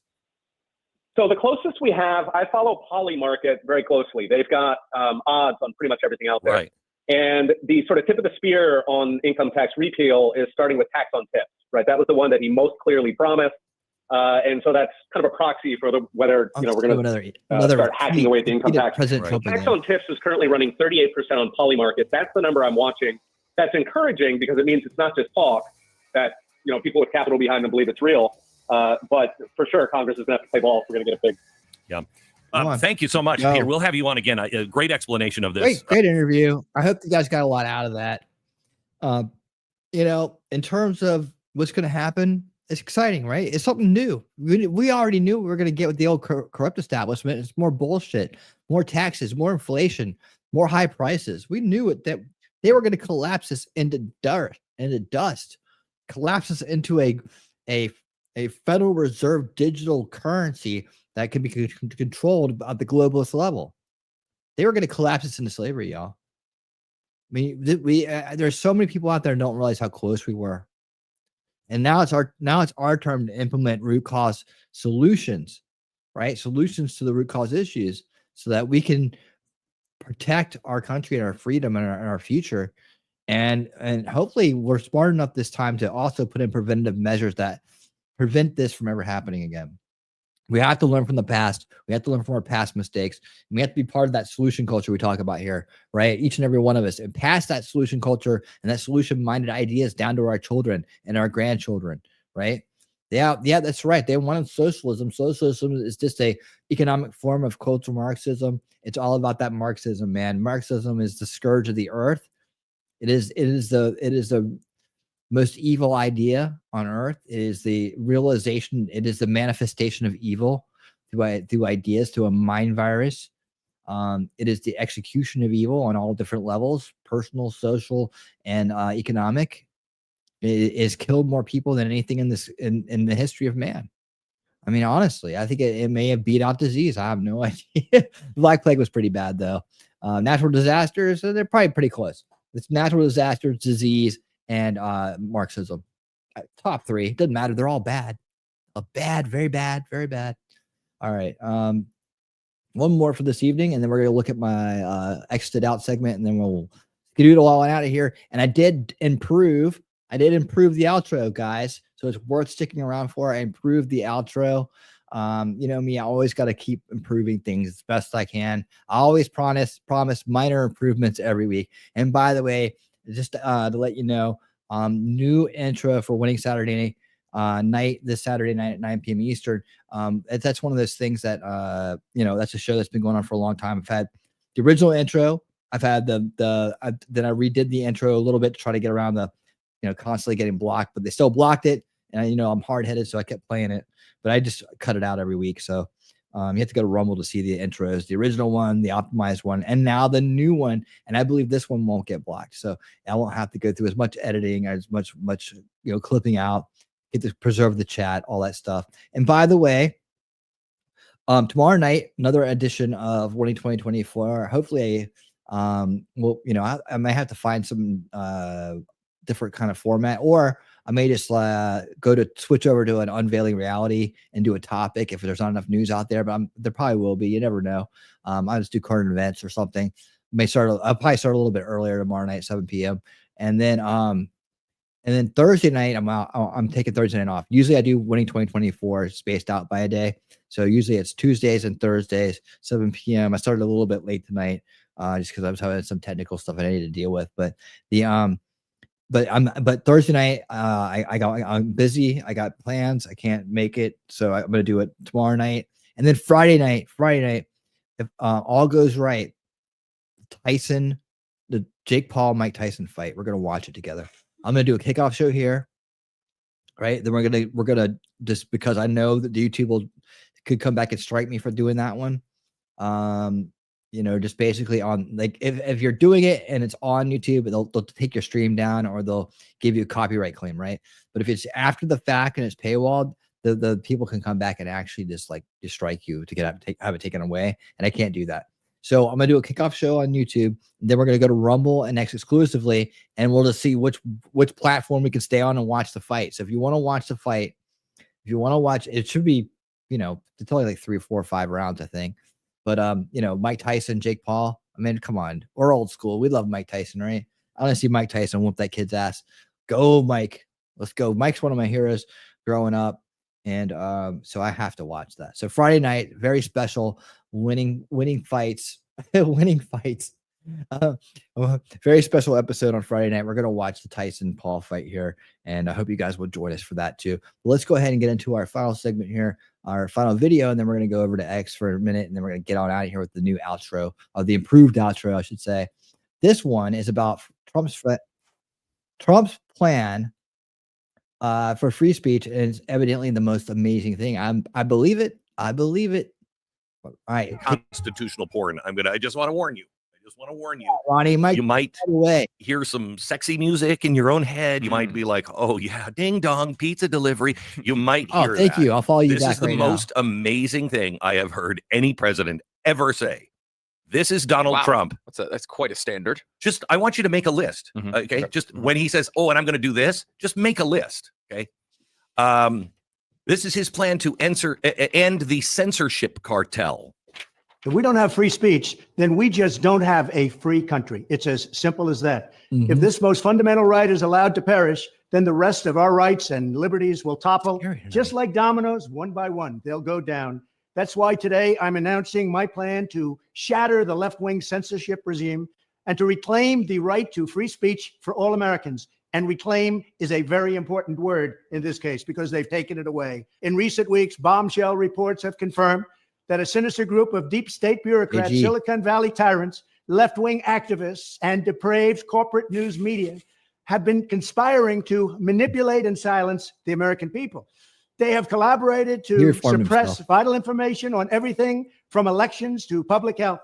The censorship cartel must be dismantled and destroyed, and it must happen immediately. And here's my plan. There you go. First, within hours of my inauguration, I will sign an executive order banning any federal department or agency from colluding with any organization, business, or person to censor, limit, categorize, or impede the lawful speech of American citizens. I will then ban federal money from being used to label domestic speech as mis or disinformation. And I will begin the process of identifying and firing every federal bureaucrat who has engaged in domestic censorship, directly or indirectly, whether they are the Department of Homeland Security, the Department of Health, Human Services, the FBI, the DOJ, no matter who they are. Second, I will order the Department of Justice to investigate all parties involved in the new online censorship regime, which is absolutely destructive and terrible, and to aggressively prosecute any and all crimes identified. These include possible violations of federal civil rights law, campaign finance laws, federal election law, securities law, and antitrust laws, the Hatch Act, and a host of other potential criminal, civil, regulatory, and constitutional offenses. To assist in these efforts, I am urging House Republicans to immediately send preservation letters, and we have to do this right now, to the Biden administration, the Biden campaign, and every Silicon Valley tech giant, ordering them not to destroy evidence of censorship. Third, upon my inauguration as president, I will ask Congress to send a bill to my desk revising Section 230 to get big online platforms out of censorship business. From now on, digital platforms should only qualify for immunity protection under Section 230 if they meet high standards of neutrality, transparency, fairness, and non-discrimination.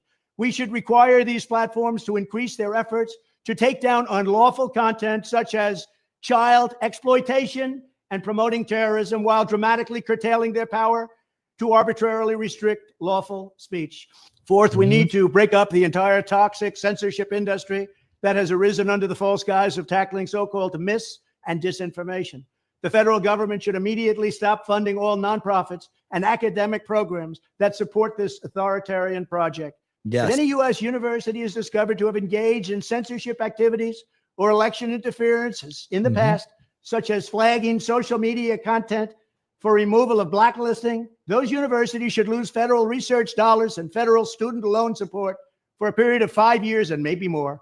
We should also enact new laws laying out clear criminal penalties for federal bureaucrats who partner with private entities to do an end run around the Constitution and deprive Americans of their First, Fourth, and Fifth Amendment rights. In other words, deprive them of their vote. And once you lose those elections, and once you lose your borders like we have, you no longer have a country. Furthermore, to confront the problems of major platforms being infiltrated by legions of former deep staters and intelligence officials, there should be a 7-year calling off period before any employee of the FBI, CIA, NSA, DNI, DHS, or DOD is allowed to take a job at a company possessing vast quantities of U.S. user data. Fifth, the time has finally come for Congress to pass a digital Bill of Rights. This should include a right to digital due process. In other words, government officials should need a court order to take down online content, not send information requests such as the FBI was sending to Twitter. Furthermore, when users of big online platforms have their content or accounts removed, throttled, shadow banned, or otherwise restricted, no matter what name they use, they should have the right to be informed that it's happening, the right to a specific explanation of the reason why, and the right to a timely appeal. In addition, all users over the age of 18 should have the right to opt out of content moderation and curation entirely and receive an unmanipulated stream of information if they so choose. The fight for free speech is a matter of victory or death for America and for the survival of Western civilization itself. When I am president, this whole rotten system of censorship and information control will be ripped out of the system at large. There won't be anything left. By restoring free speech, we'll begin to reclaim our democracy and save our nation. Thank you, and God bless America. That's amazing. Hold on. That's amazing. Hold on, I'm gonna put that back up.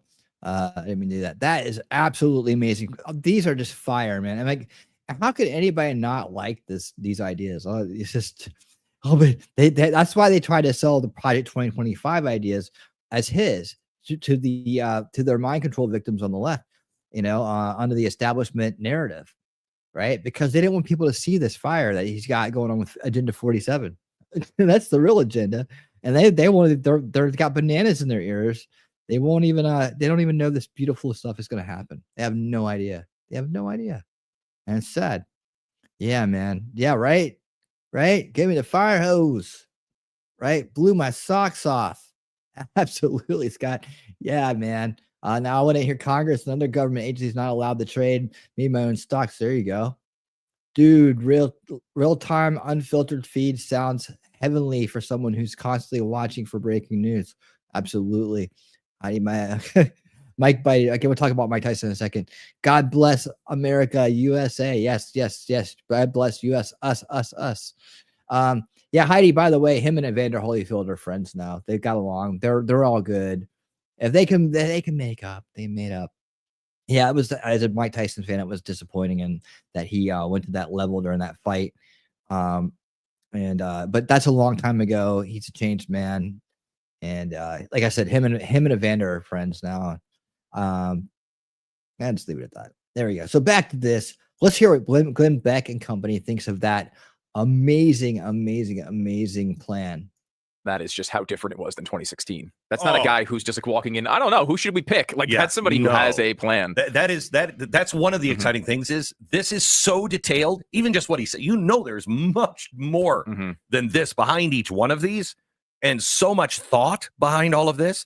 This is a guy who has sat there for at least the last 2 years, probably the last 4 years, going, all right, I get a second chance. What do we do? This is the most comprehensive thing I've ever heard a Republican president ever lay out. Now, the Democrats do it, but usually they do it in a bill of about 3,000 pages, and you just don't find out until after. It's like the Happy Meal bill. Right. And you're like, wait, is this for Happy Meals? You mean like the Inflation Reduction Act? Yeah, kind of like that. Oh, okay. I mean, look at the list. Yeah, I mean, there's a lot in there. Going after the federal employees colluding to censor speech and put them in jail, taking the federal money and away from people who are kind of walking that line and drawing our guardrails on mis and disinformation. That's that. What was that name of that organization over in England that we helped start? Yeah. All the people that were involved in that. Bye. And I think like a lot of the people on the left and the media will take that as like, oh, he just wants to be able to say conspiracy theories and not be fact checked. And that's just not the truth. Is that the federal government should have no role in that. None. It's up to you. Want to have a media organization? It's not going to stop ABC News from doing misinformation reporting, as dumb as it might be. No. It's just going to stop federal money going to that process, which is totally appropriate for a country that has a First Amendment. Correct. Prosecuting crimes that happen. I'm sure they'll say this is punishing enemies, but in reality, if you commit a crime, yes, there's supposed to be and this is a consequence. constitutional crime. Government getting involved in freedom of speech. That's a constitutional crime. And sending preservation letters so that these suits can go forward. So they're not like clearing out, deleting all these files now before he gets into office. That's tough. And that's going to be, by the way, not something he can do personally. That's going to be something senators and such. That's why he said they have to send that right away. I mean, look, all of this I think is good. Is there any part in there that makes you at all nervous? There's a couple points in there that I could see going the wrong way if we're not careful, which is rewriting Section 230. Yes, that could be dicey. That could be. There's nothing wrong with rewriting Section 230, but you just have to be careful with it. Well, what he said is, I think what he as said long as you have quality, high standards of neutrality. High standards of neutrality. You have to qualify for that, and you should ban things that are illegal. You know, child porn, terrorism. So, like, okay, so he's gonna do this stuff, right? But who do you think is going to be heading this up for him? Who's some people you think might be doing that? Who would be good for this job? Of course, things like that. So, that is theoretically already there, but we have really loose standards on these companies for enforcing it. Yes. It's basically like if you get multiple requests to take some material down and you can be in trouble. But generally speaking, like they don't have to take action to go get the stuff. They have to just wait for it to be reported to them, and then they have to do it after that process. But the process, of course, is really weak, right? You have millions and millions and millions of posts going up. They would argue that it's impossible to get to all of it. Oh well. Oh no, maybe you don't get to be as large a company. Right. Maybe you know what? I mean, look, my, of course, fantasy here is that maybe this doesn't work within the law and the social media companies just go away. That would be tragic. That would be terrible. Now, of course, Max Zorin of Zorin Industries, if you go back to A View to a Kill, the documentary from 1985. I believe that was a James Bond movie. He advocated for explosives under the earth that would cause a earthquake that would flood all of Silicon Valley. Now, he didn't get to that, unfortunately. I was waiting for that as one of the action steps for the new Trump administration. Didn't quite get there. But I mean, maybe that's step 7. We'll get there eventually. The Digital Bill of Rights is so important. Yep, that was interesting. I mean, what's interesting about that is you have a right to go without an algorithm. Love that. And it's interesting because Europe has a Digital Bill of Rights. I would assume it's not going to look very much like the Trump one. So. But it is... first of all, there are some similarities. It's like you own your own data. That is a big part. That's the concept behind the European one. Some of those concepts you could say are good, and I'm sure will be brought over. But also just the idea that you don't have to be manipulated by this. Now, it's tough because you should be able to run a website that you own. Yes. Right. Like the Blaze should not need to go neutral and give all sorts of information from the left, right? Like we should be able to do what we want to do with our own website. Now, there's that distinction between publisher and sort of curator, a social network, that I think will probably be the line there. But again, the details matter on this stuff, as we've seen over and over and over again. If you don't get that exactly right, it could be a problem. But I mean, that's what the process will be for. I think the idea, first of all, you're a public square now. This is where people, I know, but it's the digital. Public square argument. It's digital now. I know. But nobody gets on their soapbox and we're walking in our town square and we see somebody stand up and say, I want to give a speech. Well, if you want a town square, then it's like, then make a town square. Well, these are companies that have spent their own money on this stuff. I understand. I just feel like they should be, look, there's a lot here that I understand and I think is a good thing. Making essentially just turning giant private companies into utilities makes me very I'm nervous. not saying that. Should Elon Musk have to deal with all that? No, he bought the company. No. When is the next government? The next time the Democrats get in control and they take this public square and they make their own rules with it, makes me really nervous. I get what he's saying. I think we'll be able to walk this line, but let's be honest that we have to walk a line here and just be careful here. I agree with that. Okay. But yeah, we should. I think you have things like an algorithm. I don't think they're going to be. I don't think it's going to be reckless. You have a right to unmask. I don't have a right to necessarily know their algorithm. Yeah, but I do have a right to say, you know what? I don't want you filtering stuff. Why don't you have a right to do that? And this is the sort of thing that they should have just done. Yeah, it is. It wouldn't have been an issue if they just did it. Yep. It would have been easy. They should have just had an off button, but they couldn't bring themselves to do that because they wanted A, money, and B, to control the public opinion. How many people will their eyes be opened if you have that? And you just say, just unmask it. Just unmask it for a week. See what you see. Be pretty amazing. Yeah. Right? I know, wouldn't it? All right. Oh yeah, promise. I forgot this one. Promise is kept. We still got some more time. We're still jamming here. This is kind of quick. This is Trump already draining the swamp. Promises kept. Hello, everybody, and welcome back to Red Eagle Politics. Make sure you guys like this video down below and subscribe to the channel if you are new.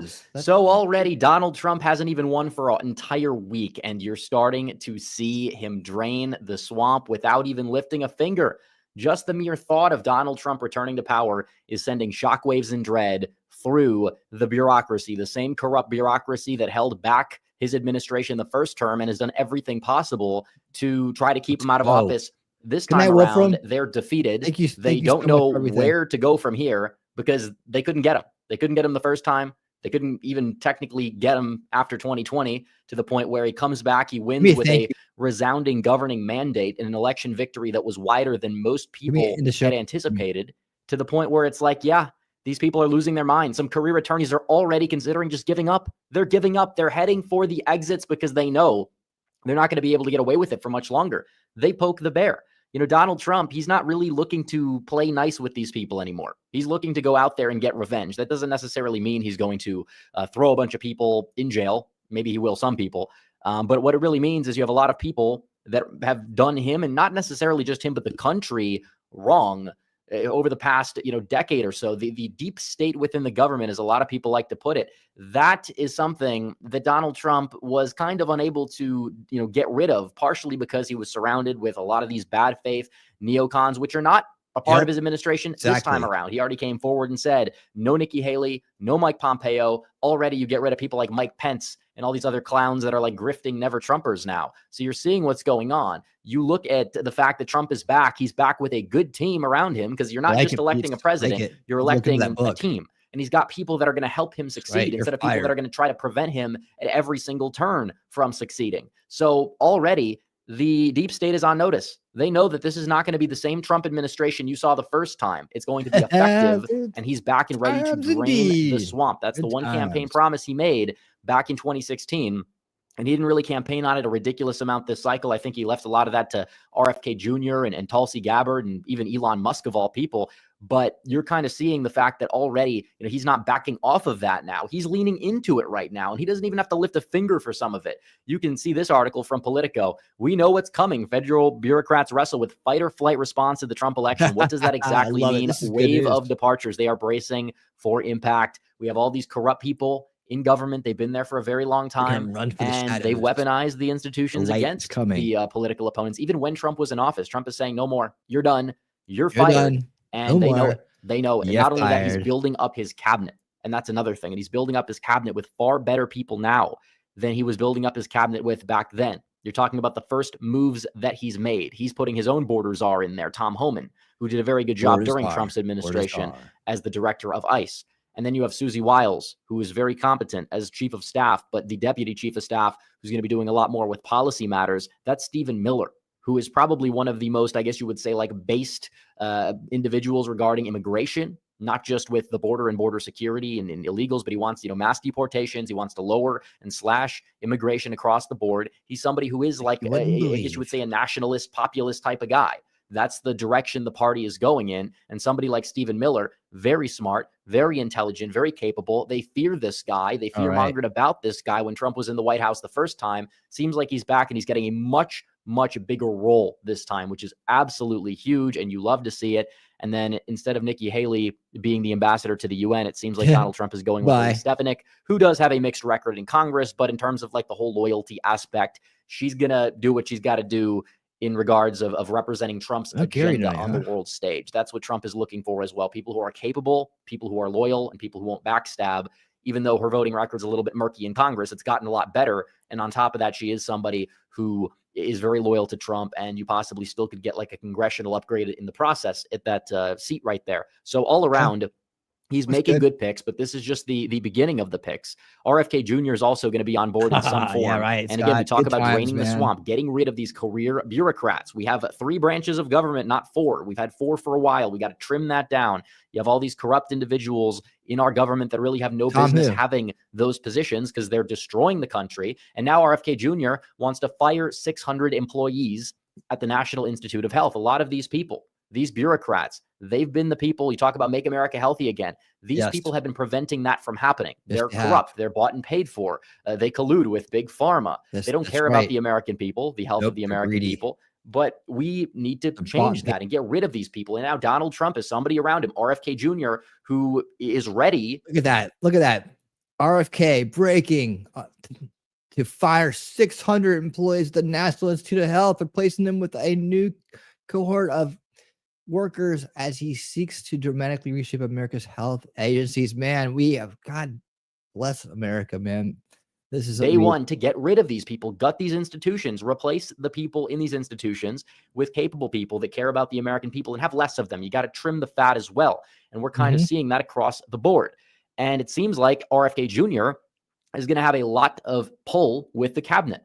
And that's huge because he is somebody who wants to root corruption out of the government. And Elon Musk is somebody that also is smart and capable and wants to tackle our national debt problem. You didn't see us really pay down any debt during the first Trump term.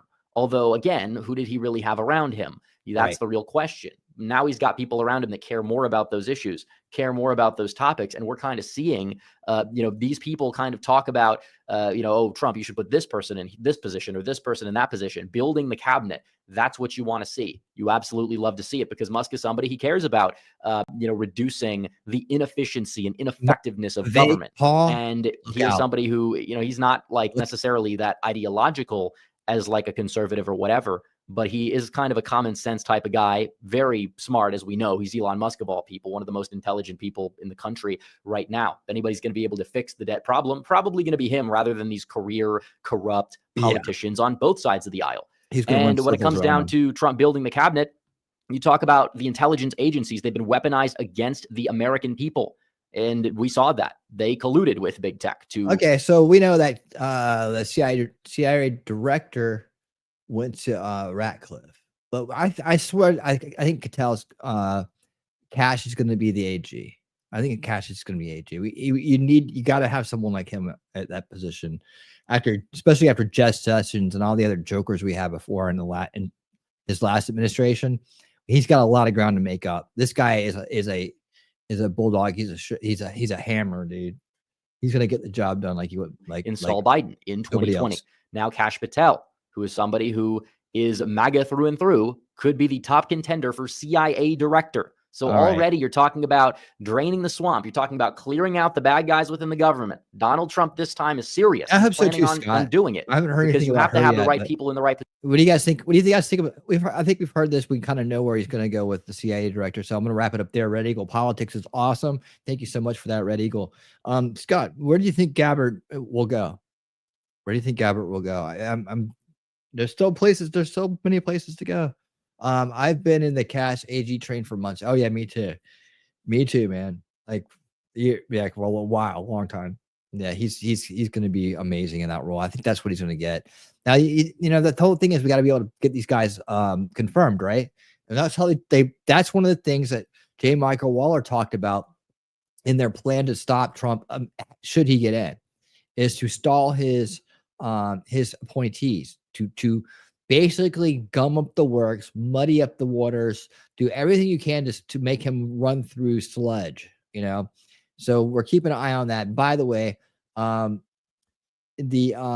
video is called the Deep State Plan for 2024. It's one of my more popular live streams that are out there. It's the interview with J. Michael Waller and Tucker Carlson, the one that turned us on to the book Big Intel. Important interview, amazing interview. He talks about what the deep state's going to try to do if Trump gets in. Now, is Trump aware of this? Has he got enough advice on this? Is he prepared is he put it in preventative measures so that all their little tricks and games and bullshit ain't gonna work? It seems like, to me, he's way ahead of the curve on some stuff, right? And I think with the one thing that they didn't anticipate as they were wargaming how to mess up his next term, should he get in, is who his allies were going to be. So I'm kind of like, I'm thinking that might have been their plan, and he might have gotten around that just by assembling a team that's so great, just like the election, too big to rig, a team too great to screw with, right? Too great to screw with. Yeah, we got to hope for no stonewalling. Make sure his appointees get in. They're gonna try every dirty trick in the book, man. They really are. Or they're gonna plan to do it and then realize they have no hope, or that if they do it, they're gonna get called out and possibly arrested and face charges for doing it. So we'll see how they game it. And it's all about his 4D chess right now. And I think that he's probably way out ahead of him. And you look at the people he surrounded himself with, I think he's more than capable and more than ready to take on this corrupt establishment. Man, these are good times. Good times, guys. Good times indeed. Let me see here. I got a couple of things on the X platform. I was thinking I might just save this for tomorrow since I'm gonna need some stuff to talk about anyways. Let me. I'll tell you what. I'm gonna send you off with one. I'll send you off with one thing, and I'll save some of the other stuff. I'm gonna say I'll send you off with one little lighthearted thing, and then I'll save the rest for tomorrow. I have a video and some other stuff on my page I wanted to share. Okay. Here we go. All right. So Elon posted this. Prophecy has been fulfilled. In your darkest hour, the squirrel arrives. You swerve to avoid a squirrel. Unknown to you, the squirrel pledges a life debt to you. In your darkest hours, the squirrel arrives. Yeah, man. Yeah, man. That's it. Poor Peanut. I can't believe they did that. I still can't talk about it. This is awful. So Gabbard took out Kamala Harris in her bid for president before in an epic way. So hard, the party rejected her. Yep. AP just upped the House count by 2. Called 2 in California for Republicans. That's awesome, dude. So what, 18? We're up to 20? 220? Is that right? My damn thumbnail say. Yeah, 220. Oh, good times, good times. They're already doing stuff. DC Swamp declares war on Trump. In Senate battle to replace Mitch McConnell, the exposed secret ballot. Okay. Yeah. Okay, I'll bring that for tomorrow too. We'll talk about the McConnell situation, secret ballot for tomorrow. Hopefully we'll know more on that too. Awesome. All Peanut. Awesome 2020. Guys, thank you so much. So awesome to see all these new faces here tonight. Scott, thank you for continuously coming back and starting to hang out with us. Ronnie, nice to meet you. Thank you for being here. Simple Prepper, awesome to see you. Happy that you're hanging out with us now.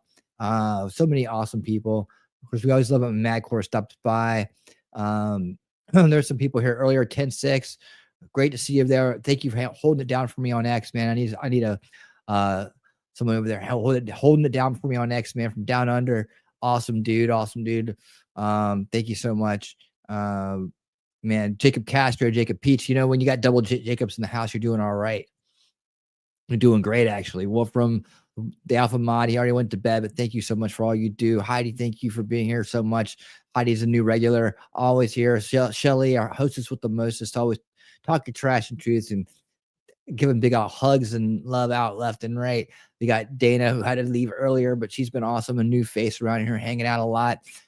Xavier Warrior, thank you for coming to the show. Blue, thank you for being here. I saw another reoccurrence of Shut Up, I Can Cook. Awesome. Cool Gamer, great supporter. Thank you for being here. Just running down the list. Murph's Turf, as always, you're awesome. Herman the Tosser, Lex,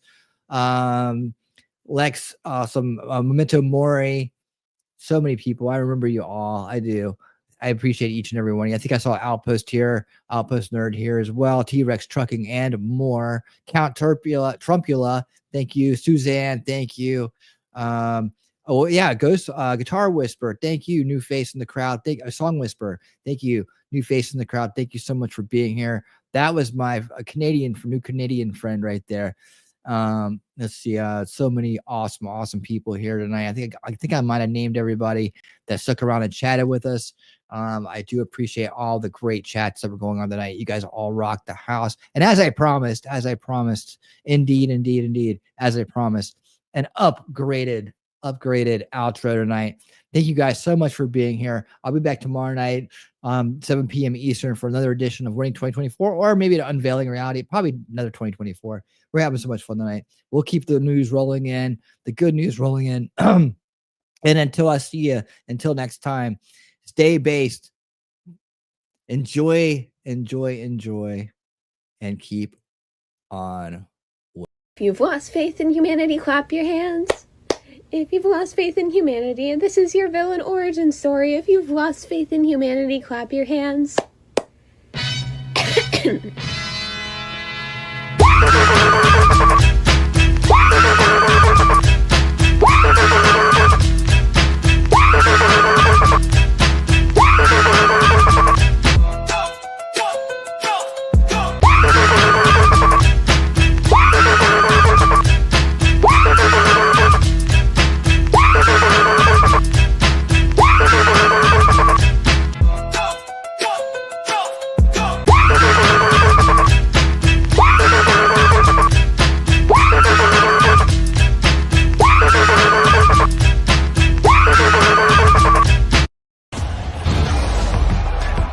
This is a friendship battle now.